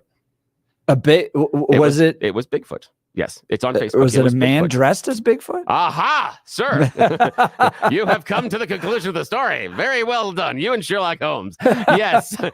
A father of one of the students, as a prank, dressed up as Bigfoot and ran around the outside of the school going, rawr, rawr, and running up to the windows. And as usual, the school district saw the humor and the fun and the enjoyment. Bro, read the room. Called an emergency and locked down all the schools. Yeah, I would too. Yes, I know. I would too. It's like, do you remember what's happened in schools? Yes, exactly. Like, don't mess around with it. Now, I have seen these great videos of dads that dress up like Elf. Oh, and when their daughters come out, they go, I love you, I love you, I love you. And they just embarrass her and stuff like that. Great. That's fine. You know what we used to do at school in school pranks? Oh, this isn't a bad thing though. During it was only during we got away with it during homecoming week. Is the windows in all of our classrooms were way high up, like at least 6-7 feet off the ground, and so only at the top. I think it was to prevent us from escaping. It's a thought. It's just a theory. It's a theory right now. I'm just working. 7-foot drop. Yeah, I'll finish algebra. So what we do is you would get your buddy during lunch. And you'd all hold them and hoist them up above your head. And then you'd yell, swimmer! And you'd go swimming by all of the... in the Austin Powers. Yes. And so he's swimming as he's going by all the windows. Now, a very, very enterprising English teacher kept a bucket of water that week. So if the swimmer was coming, they tried to douse you. So again, it was very fun. It was kind of a tongue-in-cheek game. That it was is only great. During homecoming. That was the only time it was allowed. Yeah. So that, yeah. But now... people showing up on campus with Bigfoot. So, well, that's it. Unfortunately, that is the end of You Choose the News. That is how we play the game. And as always, Jeff is our giant winner, and I'm a big giant loser. But I do have to remind you, this segment of the show, don't tell anybody about it. It's a secret. We normally do it around 6:45-ish in the morning if you want to join us. Also, not sponsored by Rolling Out Shelves. They are a wonderful mom and son reputable company. They have actual standards, unlike what we do right here. They will come to your house and they will fix all the clutter. Your kitchen, your bath, your garage. You know what those cabinets look like? They're going to make it into a dream. And they'll come and do an estimate for free in your home. Contact them today, rollemoutshelves.com. Back to you, sir. All right. So I'm going to get to this study in just a second. Bill, I'm going to do something you do on trivia. Oh. I'm going to give you a hint here. Oh, yes. Okay. In the ad read I'm about to do. Ooh, Colorado is one of the hardest places to save money in America. Study finds. Do you know why? Let me tell you about Gay Ribble and the Empower Home team. Has something to do with housing. Gay Ribble, she's been a guest in our show now twice. Delightful woman, beautiful smile, very happy, joyful person to be around, right? So step number one, someone you're working with, you want to work with somebody like that. Secondly, she's got a very strong faith. And in fact, she donates part of the proceeds of every home she sells to adoption facilities here in Colorado because she herself was adopted. So it means something to her. She wants to help out the next generation so they can find their forever home. So those are two reasons. Third, okay, you get somebody with 14,000 pre-approved buyers. Why would you rely on family, friends to be your real estate agent when they have so many pre-approved buyers waiting for a home? You can oftentimes sell your home even before it fully hits the market, right? Gay and her experts get their clients an average of $30,000 more. Could you use an extra $30,000? That's precisely why you need Gay Ribble and the Empower Home team. Their exclusive database is filled with pre-screened buyers ready to make a purchase. Take the stress and hassle out of selling your home while getting the best price. Here's an unbeatable offer. Gay Ribble and the Empower Home team will sell your house for 100% of the asking price, or Gay will pay you the difference. It's an offer you simply cannot refuse. Get 100% of your asking price guaranteed with Gay Ribble and the Empower Home team. Give them a call today, 833-301-SOLD. That's 833-301-SOLD, or go to gayhasthebuyers.com. That's GAYE hasthebuyers.com. Article Fox 31, Colorado, one of the hardest places to save money in America. It's no secret that Colorado is one of the most expensive places to live in the U.S. But a new report shows that there are other spots can be hard on your wallet as well. In recent analysis, Forbes Advisor ranked the best and worst places for those trying to save money. The state of Colorado finished 9th, with researchers ranking it among the highest percentage of income spent on housing. Just over 22%, in addition to the debt-to-income ratio of 1.81. Notably, however, the Denver metro area was not one of the top 15 major metro areas where residents are struggling most to save. When it comes to the hardest metro areas in the United States to save money, it's coastal cities. They top the list. The 5 metro areas where residents are struggling to save the most, according to Forbes Advisor, are Riverside, San Bernardino, Ontario, California; Los Angeles, Long Beach, Anaheim, California; Miami, Fort Lauderdale, Pompano Beach, Florida; New York, Newark, Jersey City, New York, New Jersey, and Pennsylvania; and Atlanta, Georgia. Hard to save money in those places because of housing costs. 22% of your income. That's awful. That is absolutely horrible. Have you paid off your mortgage? We are within spitting distance. Are you? What does that feel like? Because for me, amazing. It's like throwing a penny down a small or a big hole. It's amazing. In fact, my wife and I were dating in college, and we still talk about this one professor that we had in class, just saying, you guys will never own your own home. That just doesn't happen anymore just because of how you move and everything else. And I remember her and I looking at each other, and we have that look. We were like, oh, yeah? We're going to do it. And the only reason we had to do some home repairs a couple of years ago. So that is the only reason it is not paid off now. In fact, because the plan was when our current daughter that is 18 and graduating high school, then the mortgage payment goes away now, because here's where the squeeze becomes based on college, based on finance and everything else. Right. So that was the plan. But I think it's 2 years. Yeah, I think we're 2 years until the end. In fact, that's great. During the when everybody was calling you about refinancing your home and things like that, we actually explored it a little bit just to see if we could lower the payment, just based on, because the loan is really tiny right now. It is so small. And we talked to a couple of people, and one guy was like, oh my God, on the phone. He's like, I've never seen one this low. I've never seen this. And he's like, ever. He goes, I've been doing this for 15 years. He goes, I've never seen one like this. And he goes, because I probably shouldn't tell you this. He goes, don't do this.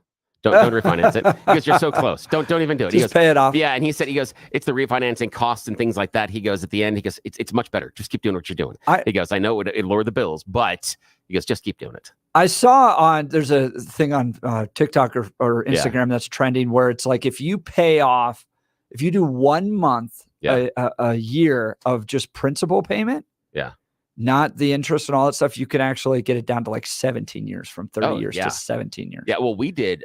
We were on a 30 and then transformed that into a 15 at one point. And because it was so much better. And it was during the time in which, again, though, that one of the lulls in rates. And so it was so low, we were like, ooh. And what we looked at was the difference in the payment we were making on the 30 versus the 15 was like an additional $150 or $200. It was almost nothing based on the family budget. Yeah. So in order to cut off that number of years, we were like, oh, that's easy. That is so easy to do. And again, given similar payments, and those days are long gone, which really sucks. I got a question for you, listeners of 710 KNUS. Is it a hard time to save money? I imagine with the inflation and all that stuff, if you watched your savings kind of plummet down.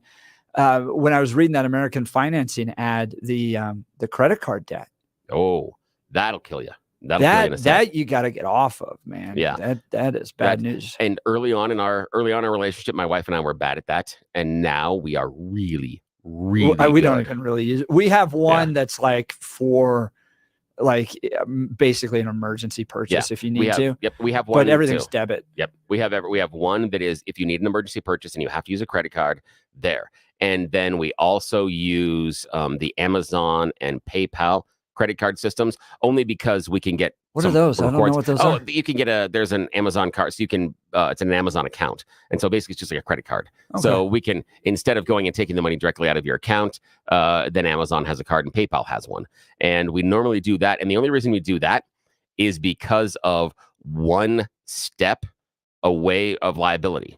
The idea being that if I'm not taking that money directly out of my account and it's the Amazon account, I have another leverage point in case something goes bad in the business transaction. Yeah. That's the only reason. That is the only reason those function, is because now I have got Amazon and PayPal in the purchasing decision here. So I have got some leverage in case something goes wrong, because they're going to want to get their freaking money. But so man, that credit card debt, it spirals out of control. It's almost crazy. And so easily. Yeah. Because of the interest rate involved. Right. And 22%. Oh God, you miss one payment and the wreck, and then boom, goes right up. Yep. You can get to 30, 40, 50%. I've seen 50% interest payments. That's ridiculous. Speaking of American financing, despite everything that the Fed has done, we are still feeling the effects of high interest rates. Everyone thinks mortgage rates are extremely high, but that's not exactly true.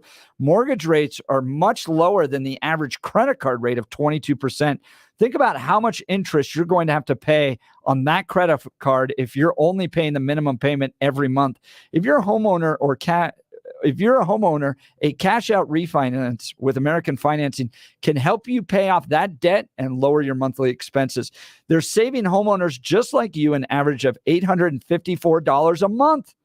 Their salary-based mortgage consultants will show you how much you can save every month with no upfront fees and no obligation.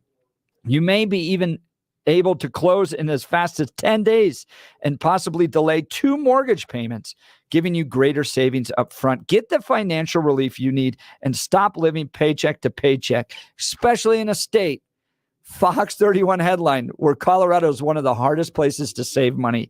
Give American Financing a call today.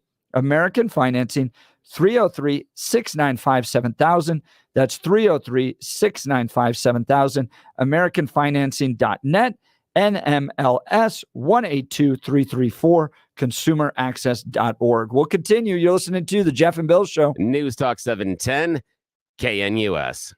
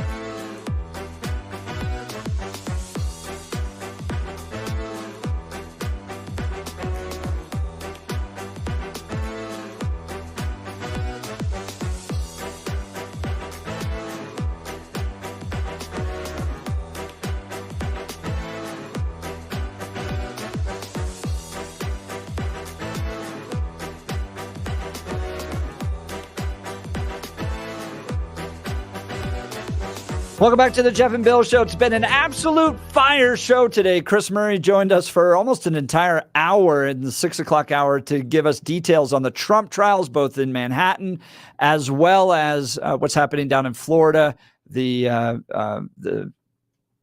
confidential documents cases. So if you missed any of those, that's a great hour of conversation with a brilliant attorney, Chris Murray, partner with First and 14th Law.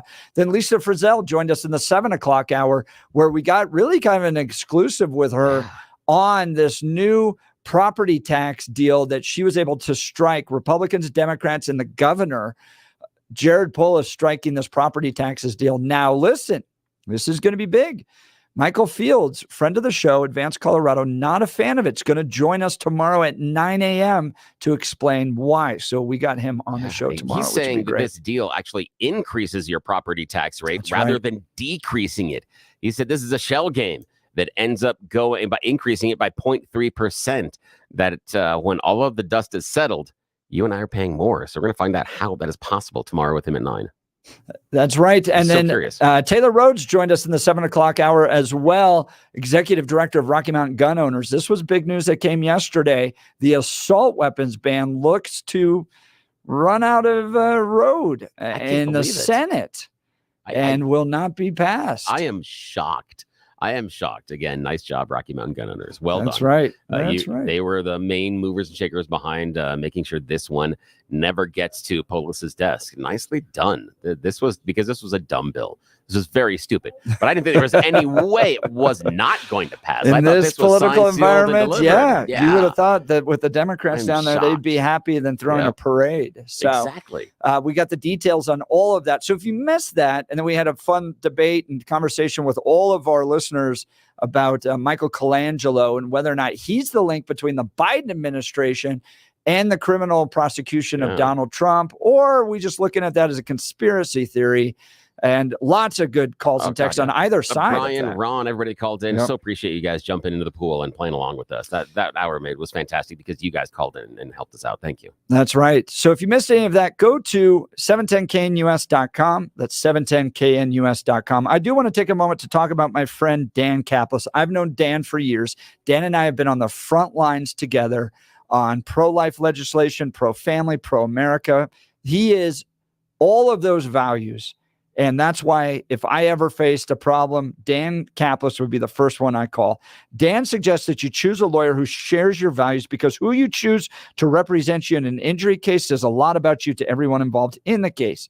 Dan Kaplis is the son of a police officer. He's also a former seminarian. Dan has dedicated the last 40 years of his life to helping people who are hurt in serious motor vehicle crashes. Dan is believed to be the only lawyer in Colorado history to win 5 straight multi-million-dollar verdicts in Colorado crash cases. Dan is also believed to have won the largest truck crash verdict in Colorado history. Dan Kaplis Law, it's the official law firm partner of the Denver Nuggets and the Colorado Avalanche. Look, if you're in an accident, you need help, right? Not only do you get a guy that shares your values, has won all these cases, but to have that power behind you when you show up in a courtroom, that's exactly what you're looking for. It's a serious law firm for serious cases. Dan accepts righteous injury cases on a percentage fee basis so that he can represent good people from all walks of life without regard to ability to pay. If you need Dan's help, give him a call, 303-770-5551. That's 303-770-5551, or hit dankapleslaw.com.